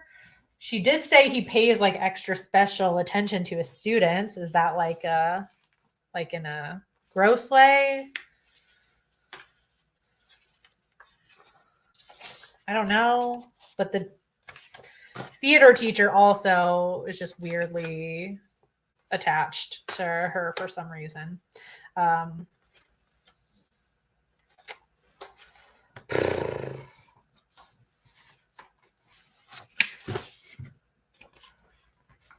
I don't know. I mean, this was the only other guy not present. He was just in the auditorium when it happened. But the person who said they can confirm he was there, I haven't seen anything that confirms he was there. So don't know about that too much.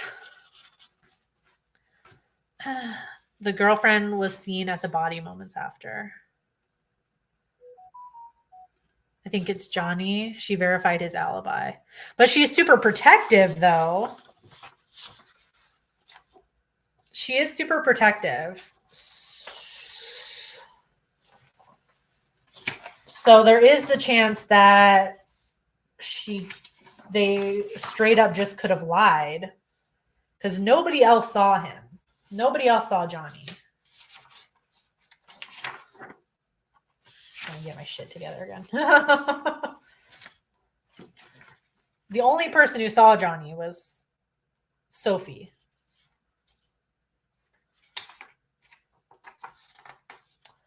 And she's super protective.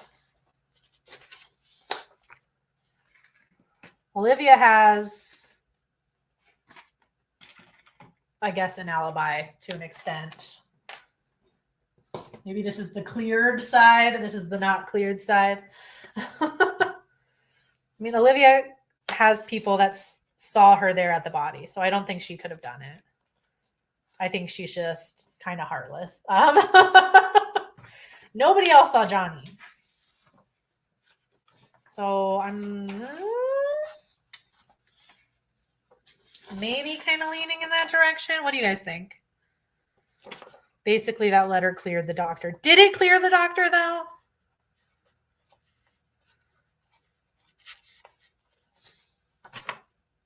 I mean, I guess that is a really quick time he would have to run up to the 6th floor. So I guess maybe you're right. Maybe it did clear him. So maybe we should focus on this Sophie person because maybe she and Johnny lied.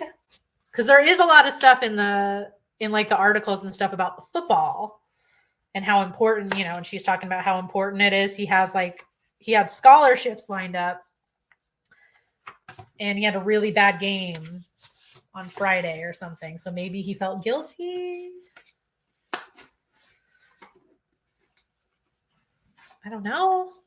Pretty sure I've called everyone sus at least once by now. Yes, the teacher said he was there till the bell.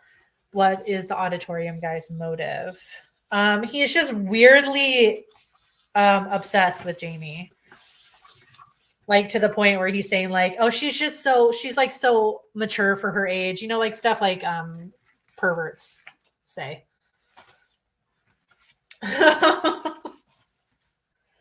Stuff perverts say that you are really, you're really mature for your age to kind of justify why they are obsessed, why they, go after young girls. He's just really fucking creepy. And he doesn't have an alibi for where he was when it happened. He said he was in the auditorium, but he was by himself.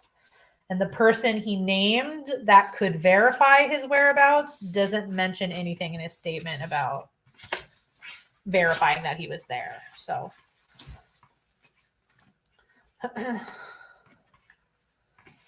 I don't know. Okay, I feel a little bit better now. I'm a little more organized here. All right. Say I feel a little bit better. I still have no fucking idea what's going on.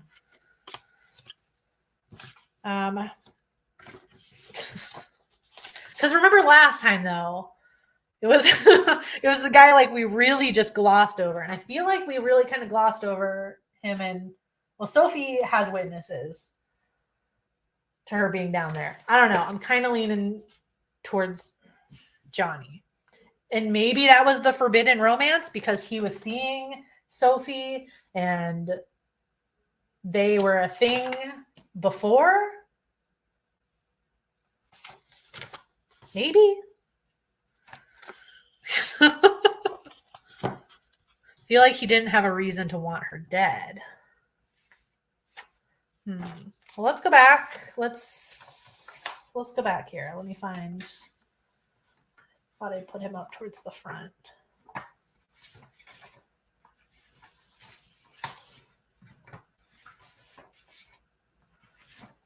Okay.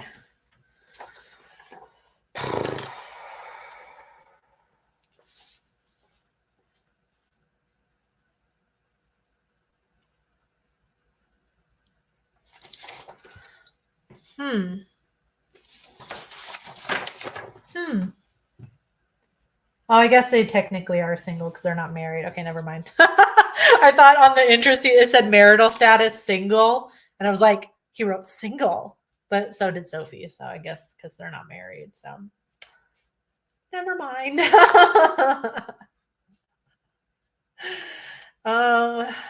Okay. Just read over this stuff again. Let's see. Officially finished reading everything and still couldn't for the life of me tell you who did it. Unless he was the forbidden romance. Yeah. I mean, the teacher mentions he knows about the forbidden romance. It seems like everybody knew about the fucking forbidden romance. So, I mean, he could have just been lying. Yeah, I think he might have been the forbidden romance, though. So, I walked my girlfriend, Sophie Sunday, to the girls' second floor bathroom at the beginning of third period and waited for her just outside the door. I thought she'd only be a minute or two, but it took forever because she was trying to get a soda stain off her sweater. Ran back to the pep rally to alert the others of what I'd seen, and Sophie went to check on her. Which is not, I don't think, is what happened.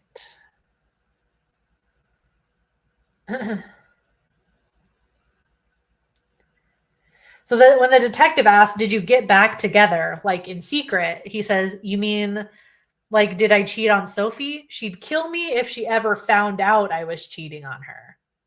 And her dad's my coach. He doesn't deny, he doesn't say, no, we didn't get back. He just says, Sophie would kill me.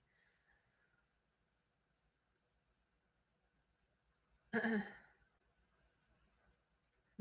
mean, later he says there's nothing going on between me and Jamie, but he doesn't outright say no, first off.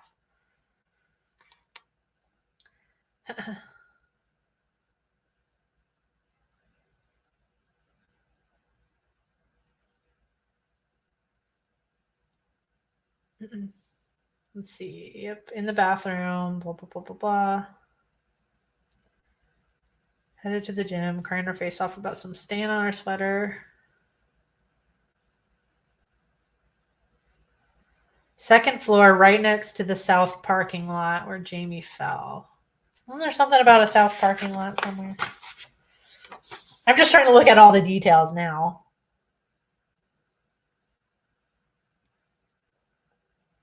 Oh, just that the smoking area was moved.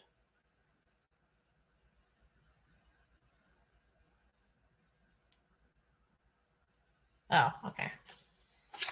I don't think that has anything to do with it. He said he ran to the gym because that's where he was not supposed to be. Not.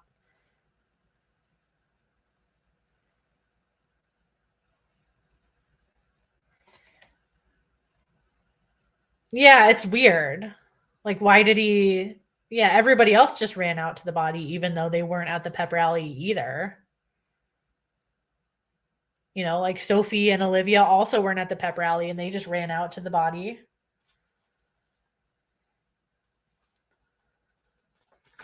But just because he was in football, you know.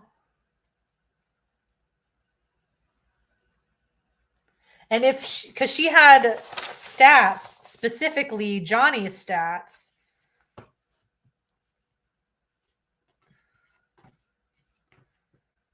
She specifically had Johnny's stats in her notebook. Jamie did.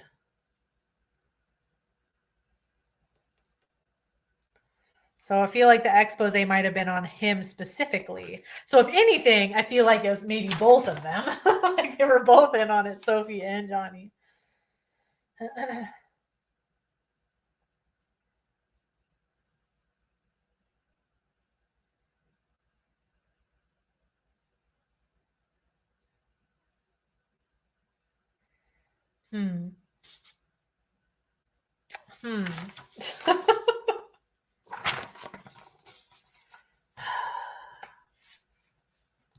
I'm so confused. I don't know how to prove it was them though. So I feel like all the extra evidence we got isn't really helpful here. Ew, I just noticed she has a tattoo that says JCR inside a heart on an ankle. That's his initials. How gross.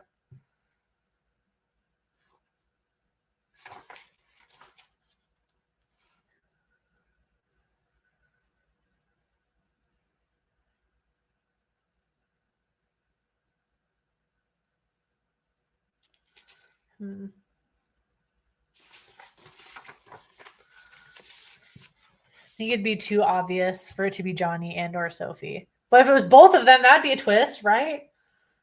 I don't have any other evidence to prove it was this guy either. So, except for the fact that he doesn't actually really have an alibi. That's all.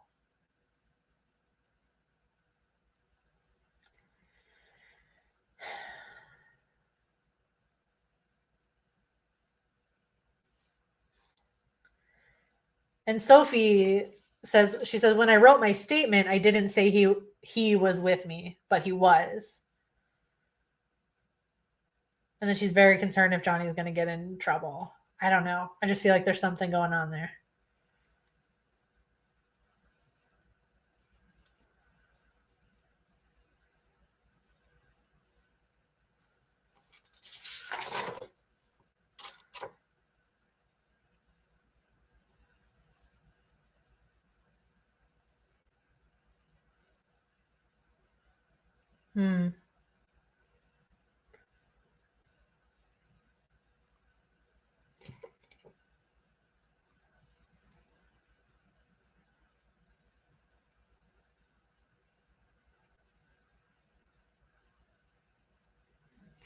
I don't know.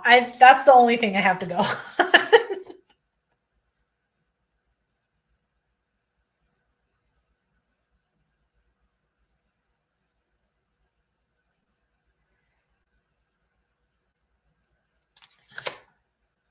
She just read something in the voice that made her spill tab all over her.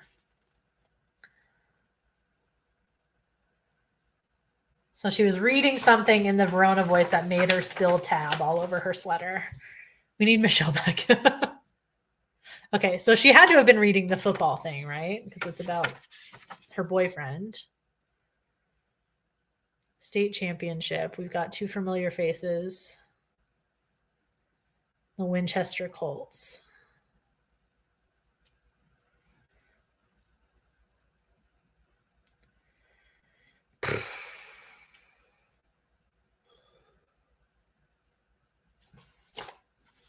Winchester. Is that what he said? The bus for Winchester?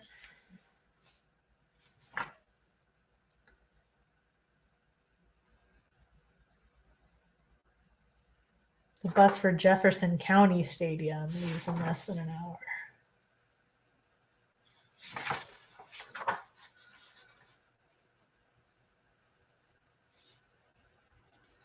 This mentions the Colts.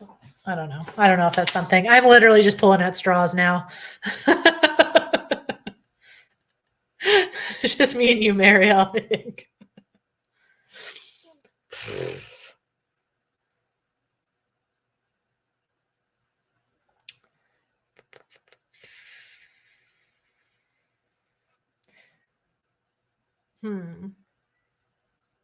I mean, Johnny also had a kind of bad article written about him.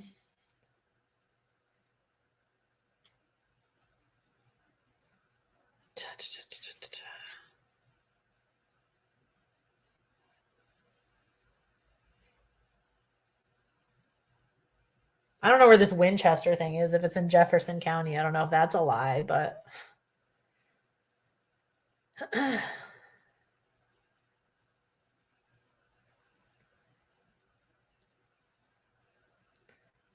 but she says she read something in here that made her spill her tab. So I don't know. I thought maybe there's something in this article that I didn't really read.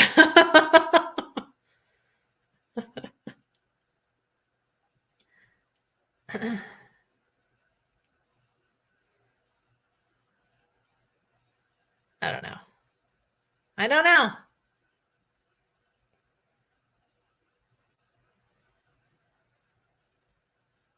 Except for him infamously fumbling a ball or something.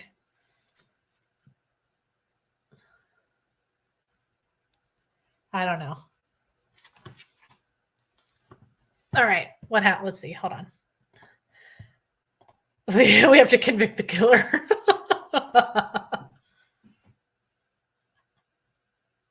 Holds a clue. Okay. Well, we can narrow it down, Marielle.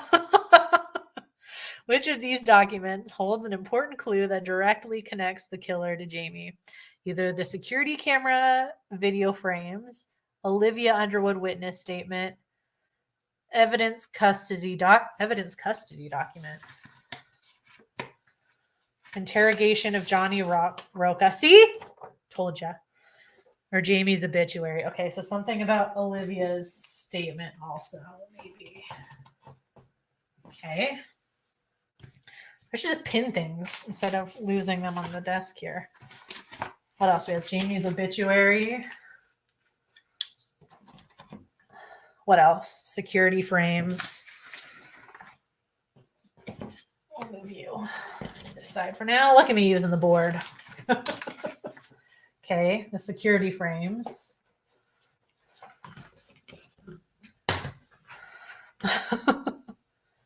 And this evidence custody document. I don't know how this is going to help, but this is grabbing a snack. What I missed. Well, we're going to use process of elimination here because we have nothing. I think Johnny had something to do with it. As you can see on the screen here, it's going to be one of these things. One of these things is going to tell us who the killer is, apparently.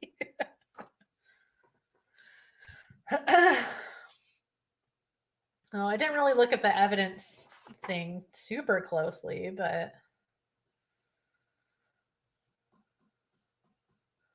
okay, let's see. Blue and white flannel button-down blouse, covered in dried blood, other bodily fluids, mostly on the back.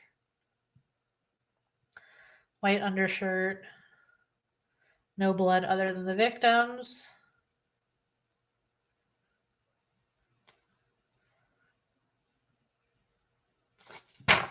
Looking at Johnny's interrogation once again. Okay, look at his interrogation again. Pair of earrings, plain sterling silver stud earrings. New condition. A few small splatters of orange, yellow, and red latex house paint on the left shoe, and a smudge of clay on the heel of the right shoe.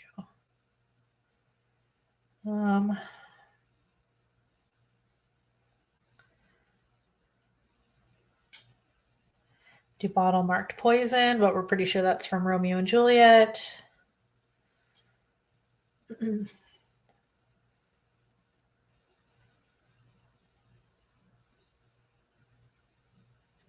Okay, I don't know. I don't really see anything in here, unless I'm just a really bad detective. It's possible. It's possible. Okay, I'll look at, what did it say? Her witness statement? Her witness statement. Okay. Let me find Olivia's witness statement again. There's Johnny Rocca's stuff. All right, Olivia's witness statement.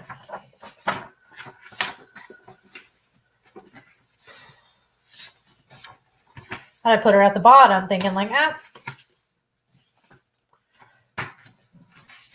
Okay, what's her witness statement say? All right.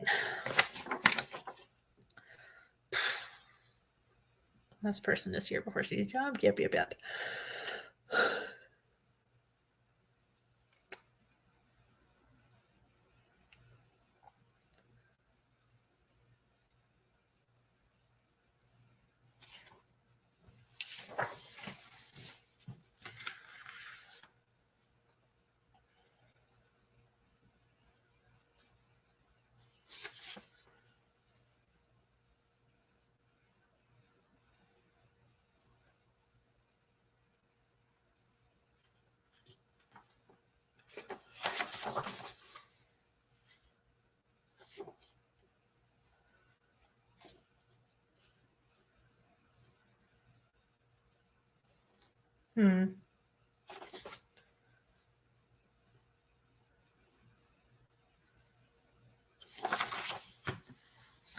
I'm confusion.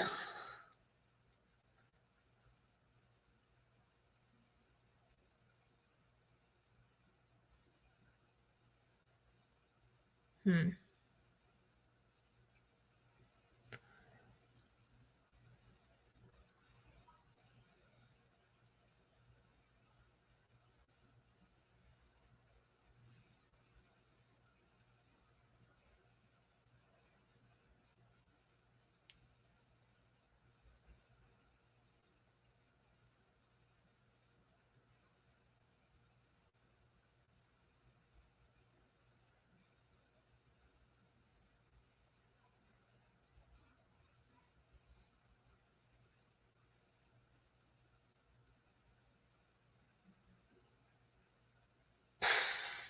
I don't think there's anything in this witness statement.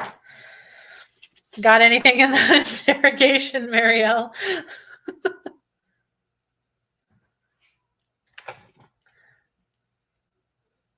Now I feel like I'm looking at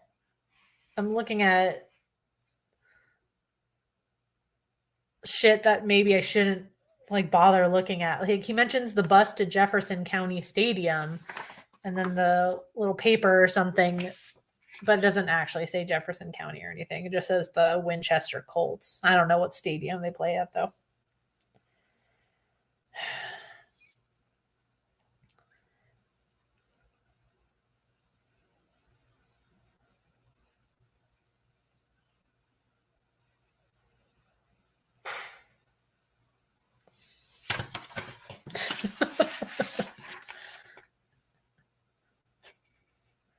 Spartans 3 touchdown loss. The Colts. Jefferson County Stadium. Okay, so never mind. That checks out. It's like when I do find a little detail, it doesn't matter.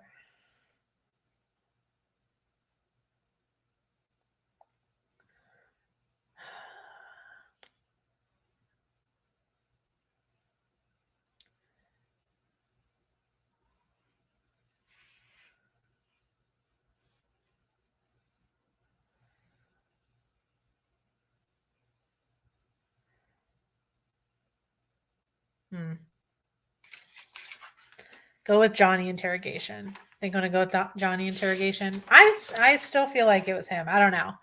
He played really bad in the game afterward. Let's see what happens.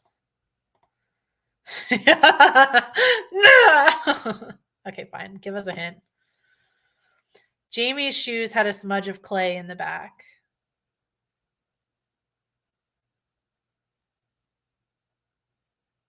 Okay.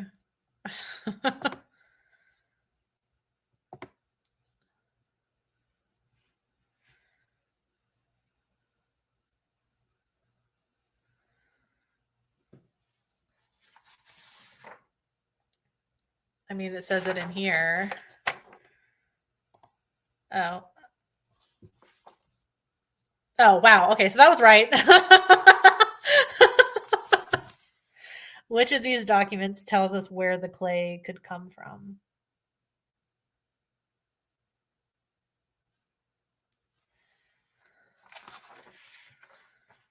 Verona Voice News. Oh, there's something about a clay thing. Just read something about paint and mud. What the fuck is the Clips table? There was something about a art thing, I thought. Oh, Pottery Olympics competition. For the past month, the studio art classes have been studio art classes. Wait, that's in the note. Hold on. I can only get things right if I have a hint. Okay. For the past month, the studio art classes have been testing the limits of the new pottery wheels. Their top work will be on display in the art studio classroom on Monday. Students and faculty are encouraged to vote for the best piece next week.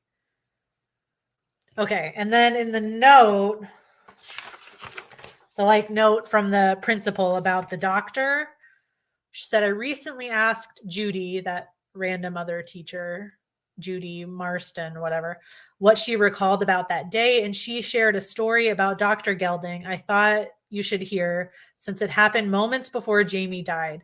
He had stepped into her studio art class to drop off a student And the class was bursting with excitement to show him what they had been working on. Despite being in a huge rush, he lovingly took the time with every student to praise their efforts right up until the bell rang.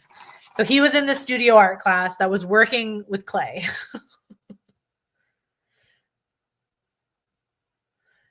They moved the smoking area. I noticed that too, but I don't know. Just read something about paint and mud. I mean, that's clay, though. It says clay, right? Smudge of clay. But yes, I did see something that they were moving the smoking area. But I think, okay. The doctor comes back to the top of the suspect list. Okay, so none of these where the clay could come from. Oh, from the Verona Voice newspaper. Yes. Okay. Which of these 5 documents connects the killer to the clay on Jamie's foot? It'd be the letter from the principal. Right. So that's all correct. We know this.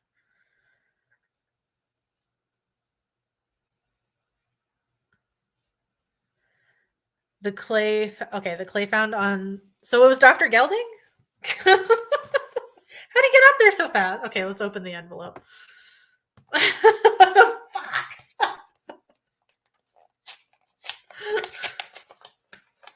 I don't know if I like this one. I feel like the other one we at least, I don't know. I don't know if we did any better than that. I think you said I hate this game. Okay.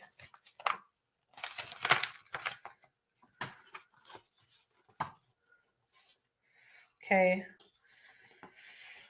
So we have a witness statement from Joey Ferrari.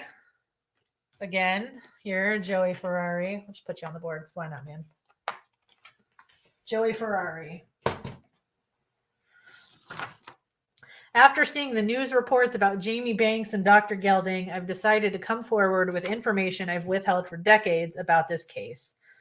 I knew that Jamie and Gelding were having an affair. Ew! But I never told them. And when I was visiting Earl Sampson in the 5th floor bathroom a few days before Jamie died, I was near the window and heard the sounds of 2 people kissing near the window in the newsroom above. You could tell there was great passion because the kissing was quite loud, and I couldn't. This is gross. This is between a student and a. Sorry, this is. Don't like this. But I couldn't tell who it was until Gelding started describing the parts of his brain that were getting activated, and Jamie laughed. What the fuck? I kept my mouth shut because I think Jamie was about to write a story exposing my betting scam with Johnny, and I didn't want to draw any attention to myself. Yes, that's right. Johnny Roca and I cheated Verona out of thousands of dollars with a betting scheme I concocted. What the fuck? Johnny could single-handedly control the games, but he refused to lose, so I got him to keep the scores close, and we bet against the spread. It worked great until the championship when our team was only favored by 3 points. I wanted a sure win, so I talked him into throwing it completely and letting the Colts win by a landslide. It worked, and we cleaned up over $100,000 cash. That cash would have really helped me in college. Too bad we took it to Atlantic City on Thanksgiving break. Thanks, Joey. Okay, the only other thing in here is oh God, this is a lot. Voluntary statement. I murdered Jamie Banks on Friday, November 20th, 1992. Night, Shauna. As a mental health counselor familiar with impulse-controlled disorders, I attribute my actions to a momentary suppression of the anterior something and the middle frontal gyrus triggered by a rush of epinephrine from my adrenal glands. I probably shouldn't read this out loud. This is just going to make me seem stupid. In other words, I freaked out. But scientific understanding hasn't been able to reduce the shame I've endured through the years. Perhaps a full confession today. Well, I think this game is kind of just glossing over the fact that this guy's a pedophile. Jamie didn't write a suicide note and she wasn't bipolar. Jamie and I were having an affair. She was attracted to my intellect and wisdom. I hate this. It started one day about a month before she died. She just leaned in and kissed me. I doubt that's what happened. I knew it was wrong, but our passion, I'm going to throw up. But our passion for each other burned like a wildfire. Guilt chased me like a dark cloud, but still I could not resist. I really don't want to read the rest of this. Let's just get to the part about what happened. Okay, I thought Jamie would understand why I needed to end our relationship. I was wrong. Instead, she threatened to publish it in the Verona Voice and shouted, I want the whole world to know. I'll scream it out this window. We'll finally have nothing to hide. I feel like this is just all a lie. And he just... she was about to destroy my life. I liked Jamie a lot, but I have my family. And when my automatic fight or flight response kicked in, I rushed towards her and shoved her right out the window. I watched her body fall to the pavement below, then realized I'd stepped on the heel of her shoe when I pushed her and it was still stuck under my foot. I panicked and threw it down after her. I told police Jamie has suicidal ideations to provide closure for the family and make it easier for them to shut down the case. An individual with my skills and abilities shouldn't waste away in prison over an accident. And if it hadn't been for my chalkboard revision and a tour through the art studio, I would have gotten away with it. Ew, I hate everything about that.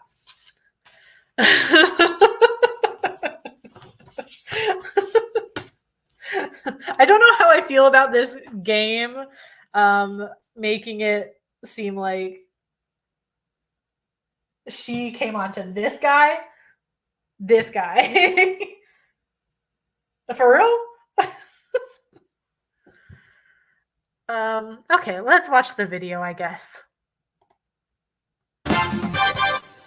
The Verona community is in shock today over a chilling murder confession of former high school guidance counsellor Dr. Benjamin Gelding. We now go to Ali, who is live at East Verona High School. Thank you, Seb. Dr. Benjamin Gelding worked as a guidance counselor here at East Verona High School for over 35 years until retiring in 2015. Earlier today, he confessed to pushing a student out of the 6th floor window of the school on November 20th, 1992. According to Verona PD, Gelding was having an affair with the student and pushed her out of the window when she threatened to go public about their relationship. Dr. Gelding also covered up the crime by creating a fake suicide note and lying to police about the victim's past history of suicidal thoughts.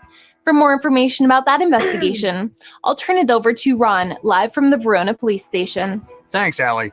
Ms. Banks' death was originally ruled a suicide by Verona police detectives, but was recently reopened due to new information provided by an independent investigator who was able to prove Ms. Banks was not alone when she fell from the window and proved Dr. Gelding lied about his whereabouts on the day of the murder. Currently in his 70s, Dr. Gelding is facing multiple charges and is expected to spend the rest of his life behind bars. Back to you in the studio, Seb. Thanks, Ron. We'll have more information on this story as it develops. And after the break, we have exclusive interviews about the Johnny Rocker High School football betting scandal. Rocker. We'll hear from two of his former teammates, Emmanuel Russell and James Lowe. Stay tuned.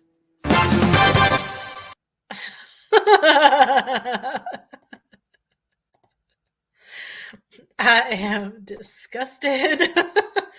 Yeah, I don't know if I like this game. I don't know how I like how they painted an 18-year-old child.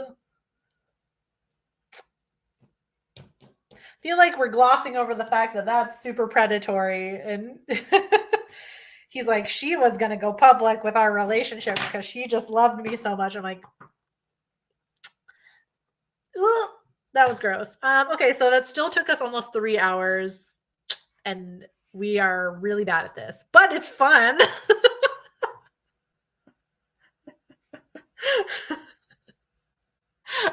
maybe a little bit down the line we'll try another one, but oh my gosh. We just have to. Yeah, he said he talked about having. Yeah, he's a fucking psychopath, and I feel like this game is just like, haha, funny murder mystery game, and this guy's like a fucking monster.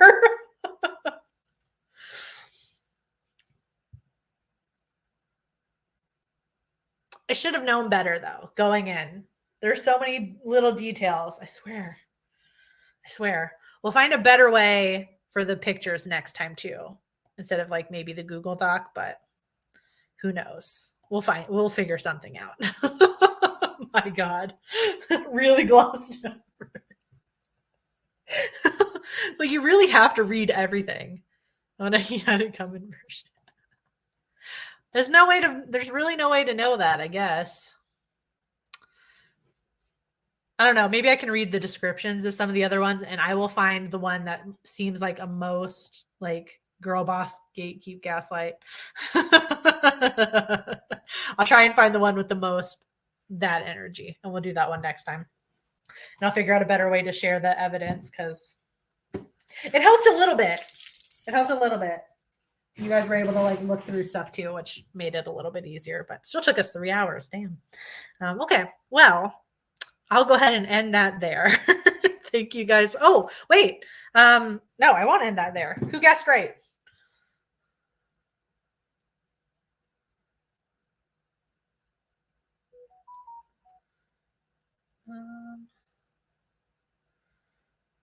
Hold on. Let me see who got it right. I'm glad I realized that before I signed off. All right, let's see. Yes, you got points. Okay, so I have this here. Let me just kind of draw on my phone really quick so I can see. We're just going to draw. Yep, that's fine. Yep, Marielle got points. Tana got points. Chet got points.